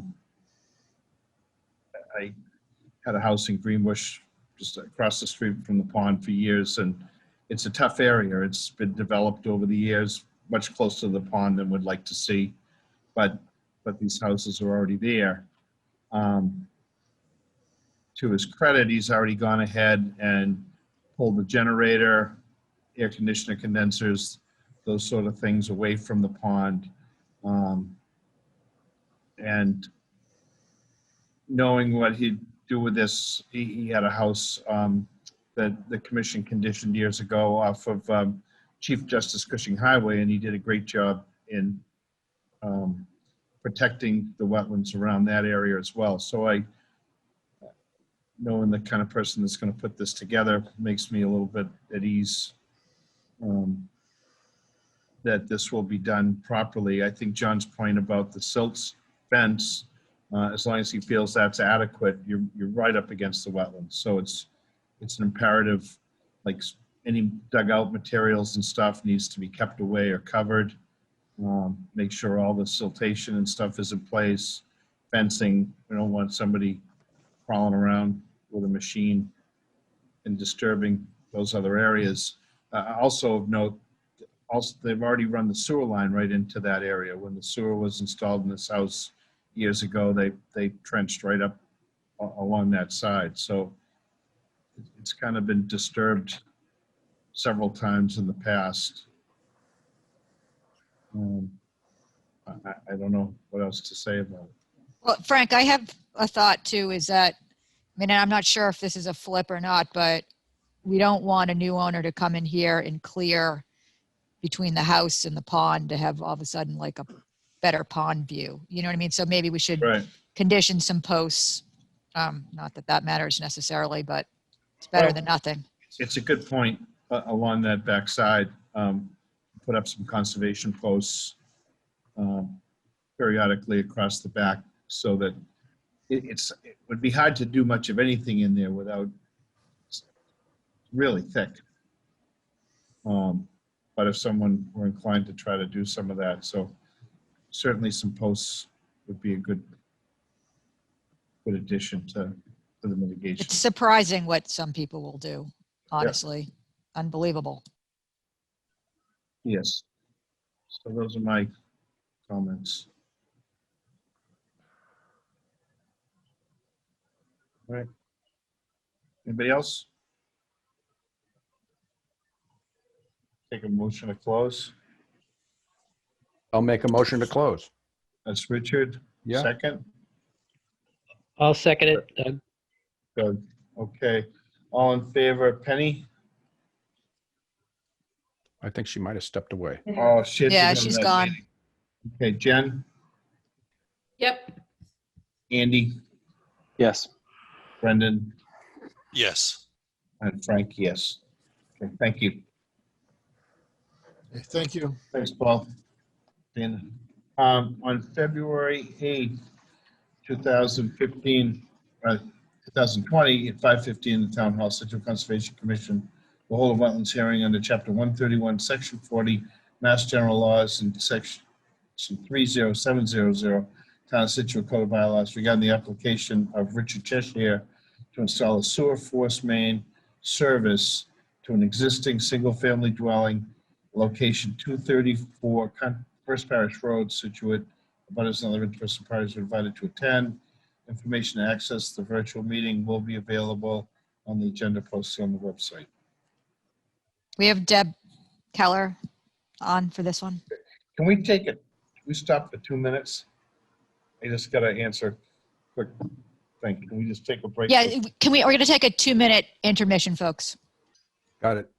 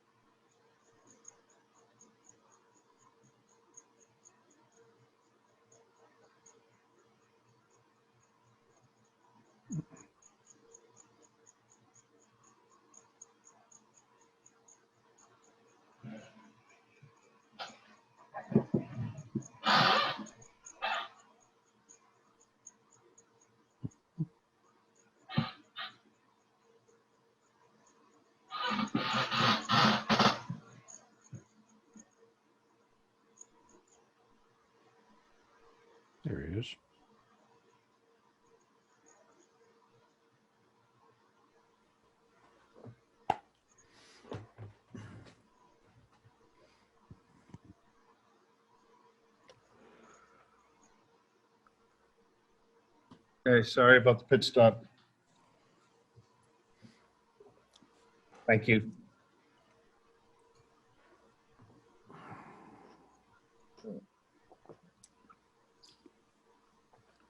So we have Deb here. Right. Good evening. Good evening. Go ahead, Deb. Why don't you fill us in on Sure. So as stated, we're doing work on the property at 234 First Parish Road, and over to the right is the existing home. Yep. And so what they're looking to do, the property itself is quite large, and it does have a panhandle that ends up connecting to Beaver Dam Road. And it is also the access for the home to the rear, which is identified as 209 Beaver Dam Road. It's almost in the center of the plan where the pool and house are shown. Yep. So what we'd like to do, knowing that 234 First Parish Road, the existing septic system is definitely on the older side. The concern is with the soils that are on the property, and knowing that we do have access to the municipal sewer that is located in Beaver Dam Road, we were looking to install an E1 ejector pump or E1 single family home sewer pump to send the sewer up to an existing manhole that's in the driveway on the far left of the plan, which has a 6-inch sewer main which ties into Beaver Dam Road through the existing driveway location. To do that, we need to run along the property line, which on the property there is an existing BVW that was flagged by the beta group. Also identified, not fully investigated, but identified by the beta group was a potential vernal pool within that BVW. So therefore we're showing the 250-foot vernal pool buffer on the property itself as well. You can see the force mains. We do have a slight encroachment with the 209 property with a stockade fence. So trying to keep, be neighborly, we were running the force main, would like to run the force main around that fence and then into the edge of the gravel driveway, up the gravel driveway, and tie into the sewer manhole right at the 90-degree bend in the driveway. I did speak with William over at the sewer department. They have reviewed the sewer manhole and have given us support to make that connection, with the stipulation that we clean the manhole and ensure that that 6-inch service is clean via a video camera or jetting it if need be for cleaning purposes. The closest we are is the trench itself would be 75 feet within the 100-foot buffer to the BVW, and our erosion control line, which is at the red line here, which is proposed silt sock, is at the closest would be 70 feet from the BVW. It is a 3-foot wide trench max. As you go down, it is an 1.25 inch PVC force main that's going in that trench. We are putting in a secondary trench just for either future development or if there's any issues, so that we don't have to go back in this area again, sort of a safety measure. The trench would then be backfilled and loam and seeded, or if we need to do any other vegetation within that 3-foot swath, we can. It's pretty straightforward with connecting. The full length from the home to that sewer manhole is approximately 800 feet, of which approximately 200 is within the 100-foot buffer.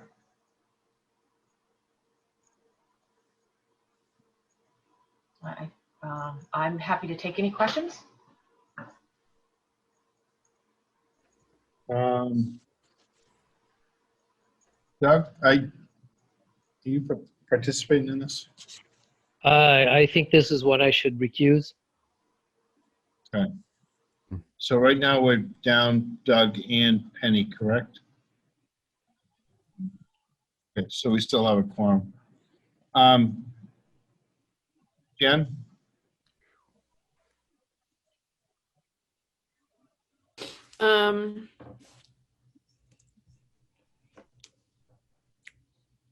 I don't have any questions right now. Okay. Andy?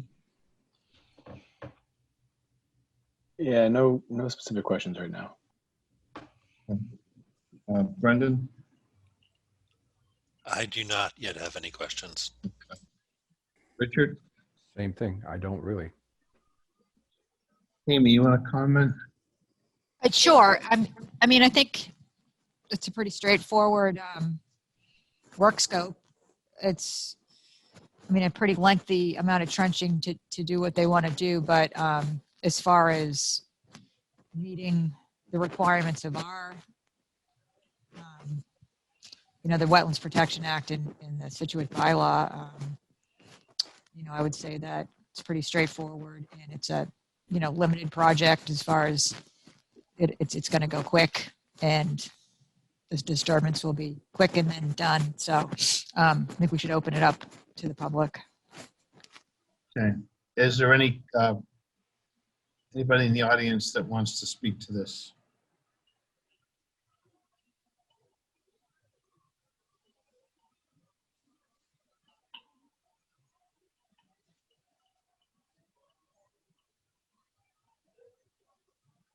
I don't see any hands raised, although I know one question that came through the office was, and Deb did bring it up, Deb, about future development. So what potential this sewer connection brings up with respect to future development on this property? If you know anything about that, was the question that we got. Yeah, at this time, nothing's proposed, but the family was wondering if, and we don't know if it's feasible yet, but knowing that they wanted to tie in the sewer main, the home to the municipal sewer, putting this force main in for that potential, if it is at all possible to do it now, so that we're not impacting it again by trenching again, several years down the line. So it was more just for that future option if it does become one, or the family wants to look into it. But at this time, nothing is proposed for any future development on the property. Yeah, you spelled it all out, but I'm kind of familiar with these properties. So the house on First Parish, is there a sewer line on First Parish? Not here, not in this location, no. Okay, so that's the reason to go through. Yeah, I would love to tie into First Parish if we could. Right, yeah, that was just wondering why they went so far. Yeah. So this is crossing over another property, am I right?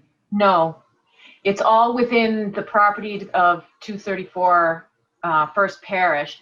The hatched area that you see is a access easement that 209, which is the building that's in the center of the plan with the pool, that has rights to pass over 234 for their driveway. Okay. Dam. We're not proposing any work outside of the property of 234 First Parish. And I apologize, that's my dog.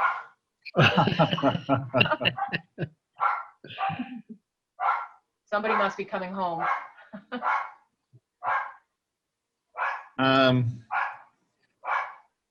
So the line only accommodates for right now the house on 234, but they're installing a second line just as a practical matter. Yes.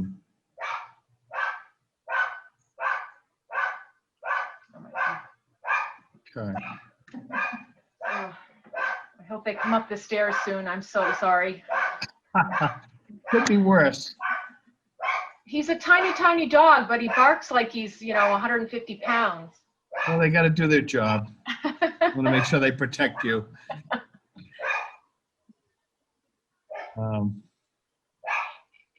That is correct. So we are installing we would like to install an active line for 234.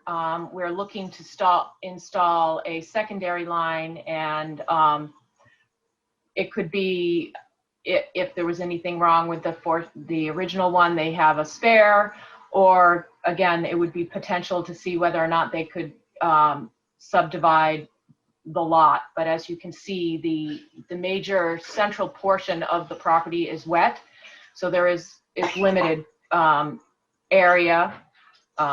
We haven't wholeheartedly looked into it, and nothing is proposed, but they wanted to have that as down the line, if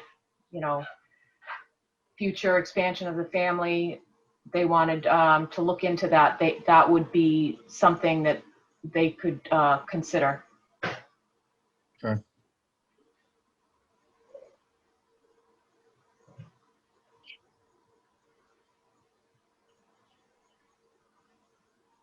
I don't have any other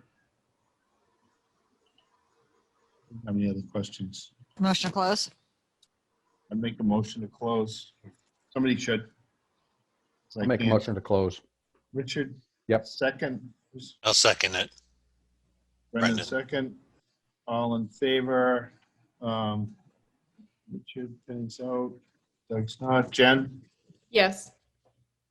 Andy? Yes. And Frank, yes. Okay, great. Thanks, Deb. Thanks, Thank you Deb. very much. Have a nice evening. Good show. 90 Lawson? This one's Brad Holmes, but you got to read it. Yeah. On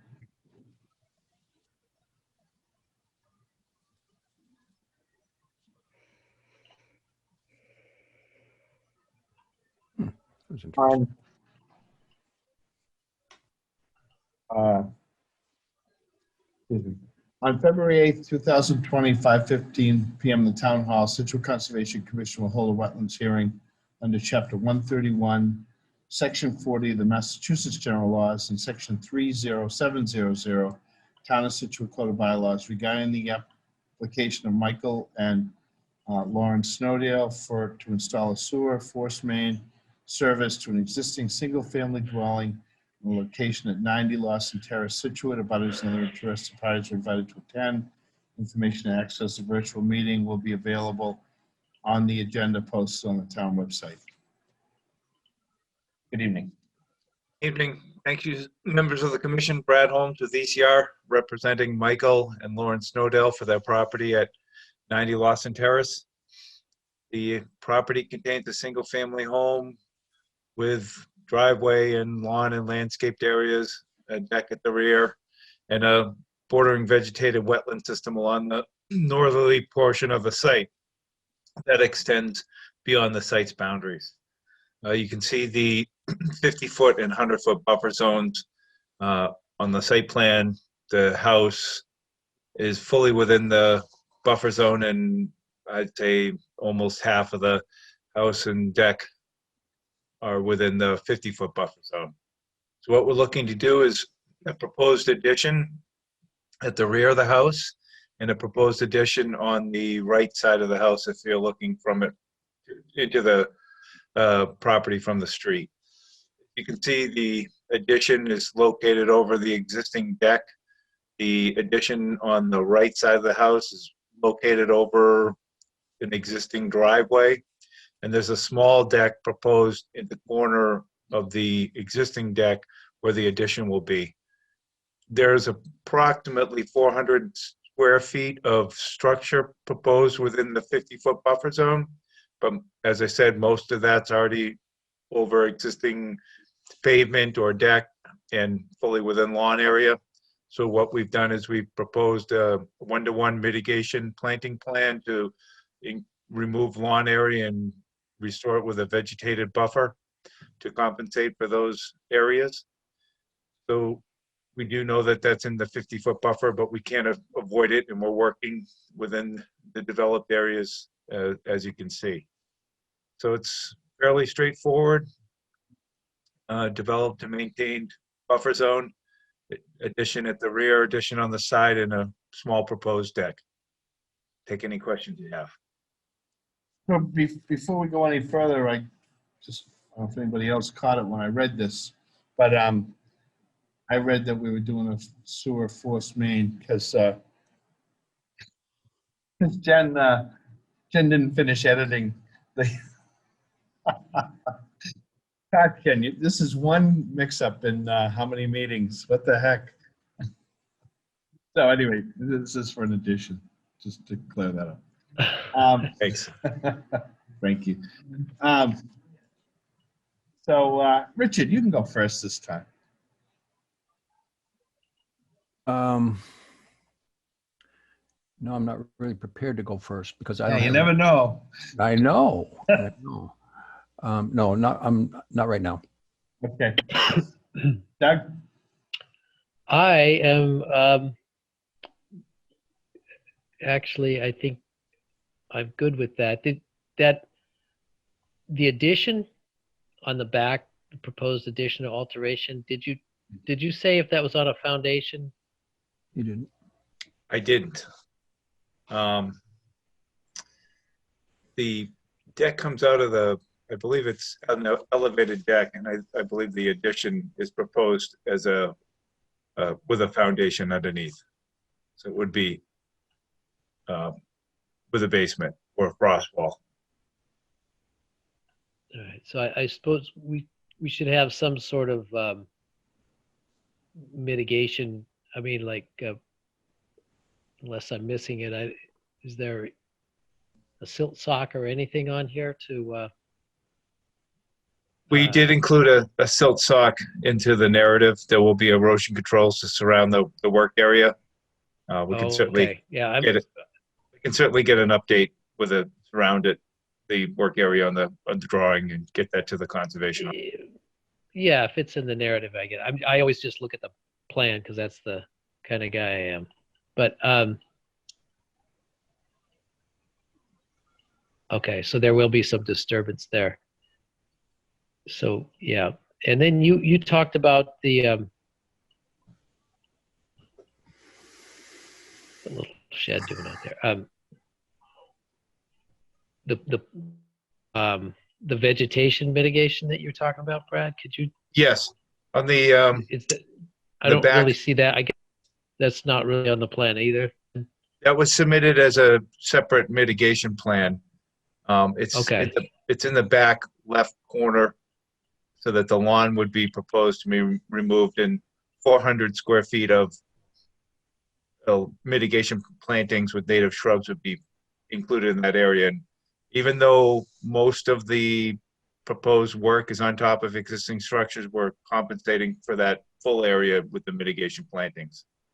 Okay, all right, and that's on a separate plan. Okay, so including, are they leaving the shed there?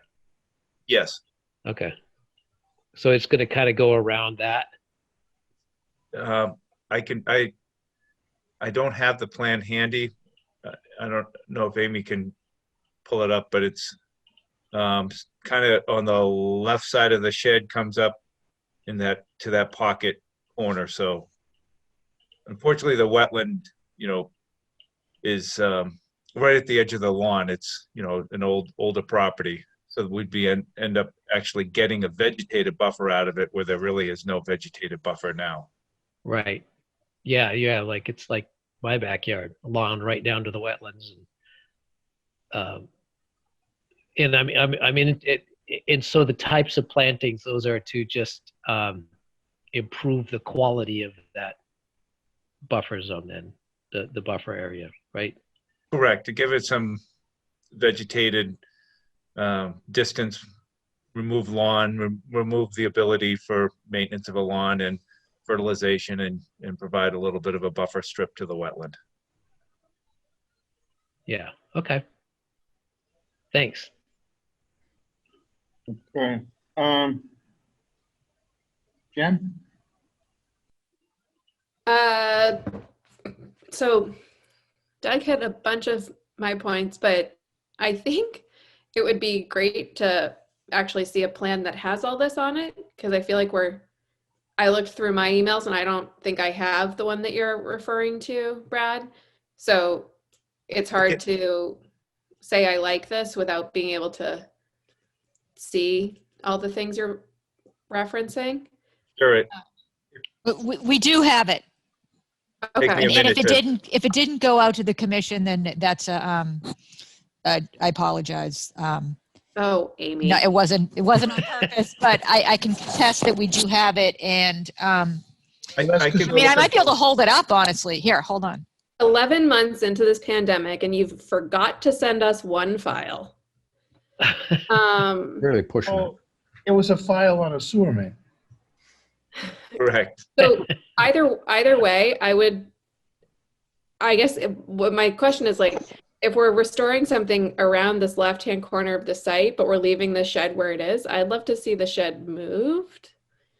Because I feel like Penny would ask that if she was here, and so I'm pretending to be Penny. But I also care about it, not to pass the buck. But then separate from that, I'm wondering about in other sites similar to this, we've put up like a split rail fence or conservation markers. Amy, pick it up. If you want to, I can pull up the mitigation plan. I have it on my computer if that helps. Amy, can you go like up and to the left a little? Well, Brad said he'll just pop it on. We haven't. I Oh, see it. okay. There it is.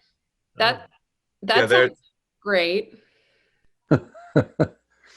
That's pretty good. That's some That's improvising. good. That's Yeah. good. I still care about the shed though.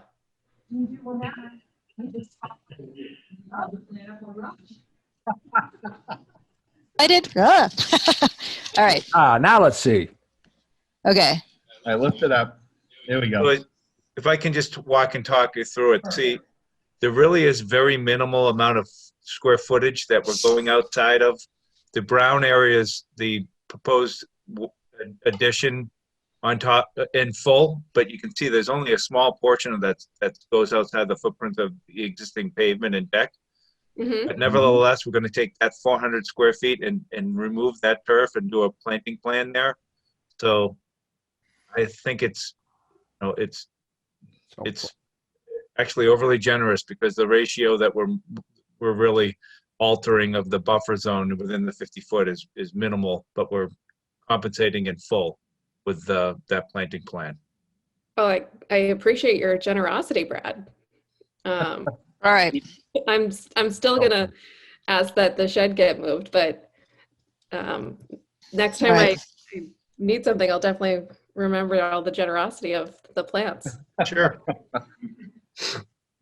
Maybe you can swap them for some Well, tomatoes. we didn't want to give you 10 square feet of, lawn conversion and give you half of a shrub, so we went all the way.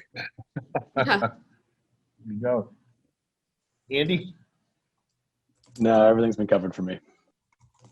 Brendan? I don't have any additional. Did I miss anybody? Amy? Okay. Yeah. So, I mean, this one it's awfully familiar to 49 Country Way and some of the other projects that we see from time to time, where you've got, a house that been here for a long time and it's right smack dab in the middle of everything. I would say that there weren't any DEP comments. It probably does meet the requirements of the Wetlands Protection Act, and as far as conversion of lawn and adding the buffer strip, I think that's great. I'd like to see the shed if it were to, not get rebuilt in that location if possible. But otherwise, I really do think this can be conditioned, and it's a good effort. Thanks. Anybody in the audience for this? Wait, sorry, Amy, you said rebuilt. Is it getting touched?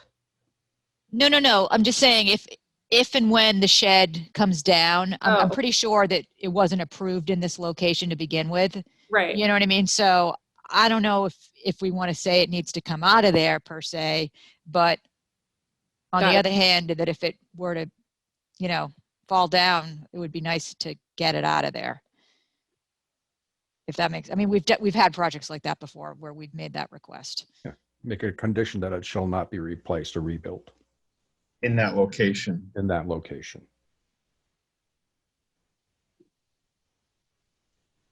All right. Anybody, do we have anybody in the audience for this? Nobody's raising their hand. Okay. Yeah, I get it.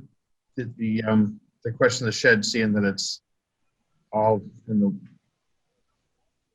wetlands, but it's there. Strip it out as some disturbance, I guess. I think that piece, just put it in the orders that if it were rebuilt or replaced, that it be removed, be taken outside of the wetlands. All right. That works for us. Okay. So I'll take a motion to close. I'll make a motion to close. It's Richard. Yep. Second. I'll second. Oh, go ahead, Andy. You. So Andy's got the second. So all in favor, Doug, Aye. Jen, Yep. Brendan, Yes. Frank, yes. Great, thank you. Thank you very much. Awesome. Thanks, Brad. Bye. What do we got left? RDA. 81 Country Way. Yeah, and this one, we're going to open it and continue to March 1st for 81 Country Way. Yeah, on February 8th, 2021, during the meeting at 5:15, the Town Hall Situate Conservation Commission will act on the request of Susan Clancy for determination of applicability of the Massachusetts Wetlands Protection Act and the Scituate Wetland bylaws for activities related to renovating a single-family dwelling property known as 81 Country Way, Scituate. Abutters and other interested parties are invited to attend. Information to access the virtual meeting will be available on the agenda posted at the town website. And so I'll take a motion to continue to, what did you say? March 1st. Somebody want to do that? I'll make a motion to continue 81 Country Way to March 1st. Okay, Andy, do I have a second? Second, Doug? Doug, second. So all in favor, Richard, Yes. Jen, Yep. Brendan?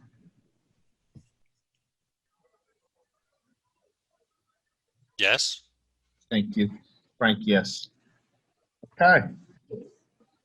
Awesome. So what do we got for stuff? Orders. Orders. Do we have to motion them individually or collectively? Collectively is fine.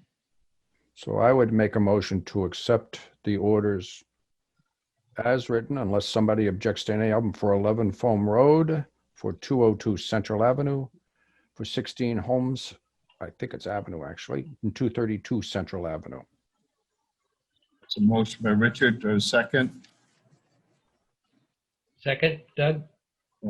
So all in favor, Jen, Yep. Andy, Yes. Brendan, Yes. Frank, yes. Great, thank you. Draft minutes, do we have minutes? Or we want Draft minutes from January 6th. Do we need a motion to accept those? motion from Richard? Second from anybody? A second, Brendan. Second from Brendan, all in favor? Doug, Yes. Jen, Yep. and Andy? Yes. Frank, yes, thank you. Have any liaison reports? Is anybody gonna? We might have Andy.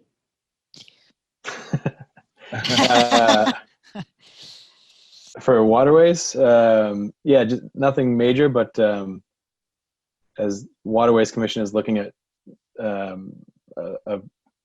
project to get stickers on paddlecraft so that they can be identified for emergency response. They're also looking somewhat comprehensively at paddlecraft in general, and have opened a discussion, as we did when we were looking at Museum Beach, for about maybe putting in racks in different places around town. So project to be explored and developed, but I will keep you all posted, and that's perhaps on the horizon. Andy, I love that initiative. Yes. Good. If anybody would like to get a logo for the sticker, we have lots of ideas, don't we? Oh my God. Right. But are they copywritten?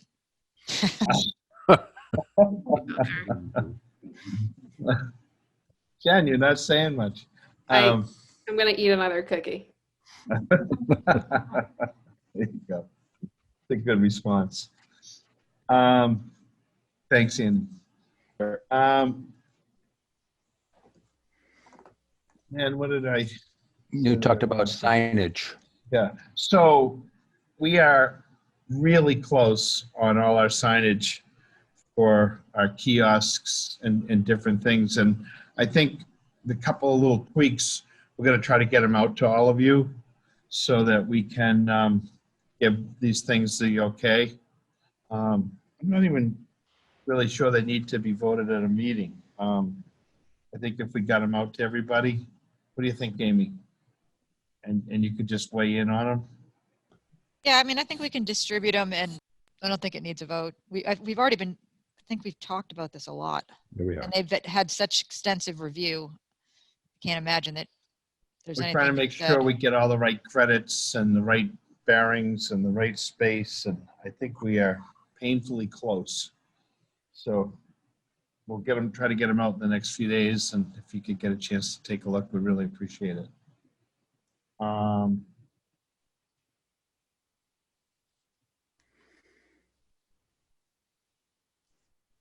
What else we got?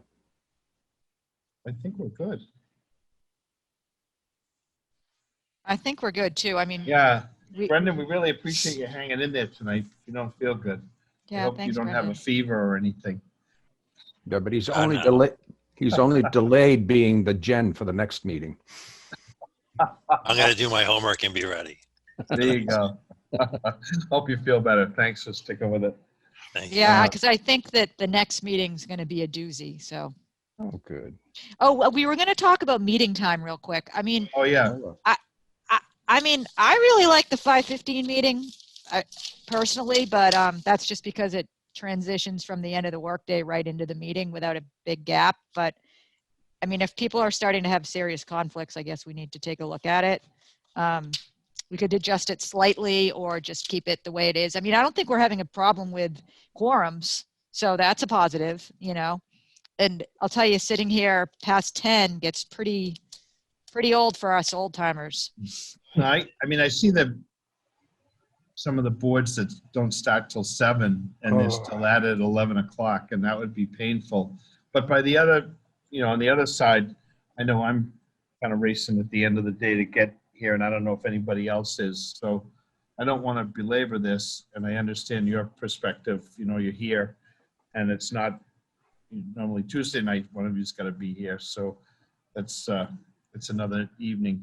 So try to make it as quick as possible. But all of you got to give up your time to do this.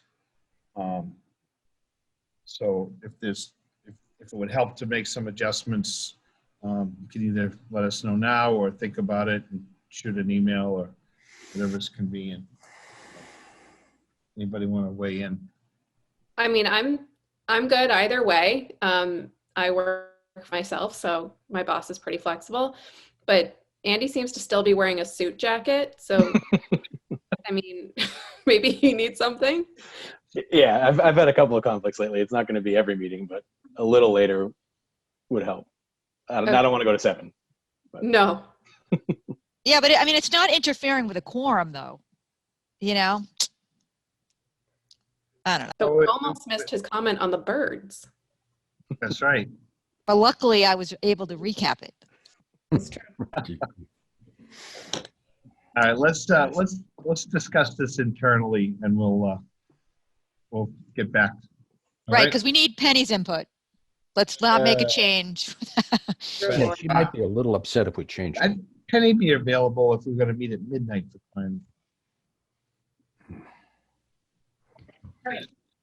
All right, I'll make a motion to close the meeting. I like that one. But a second? A second. Oh, 2 seconds. All right. So all in favor? Richard did the motion. Doug, Yes. Ken, Yep. Andy, Yes. Brendan. Yes. All right, yes. Good night. All right, you. thanks, everybody. Thanks, everybody. All right, good Appreciate night. it. Take care.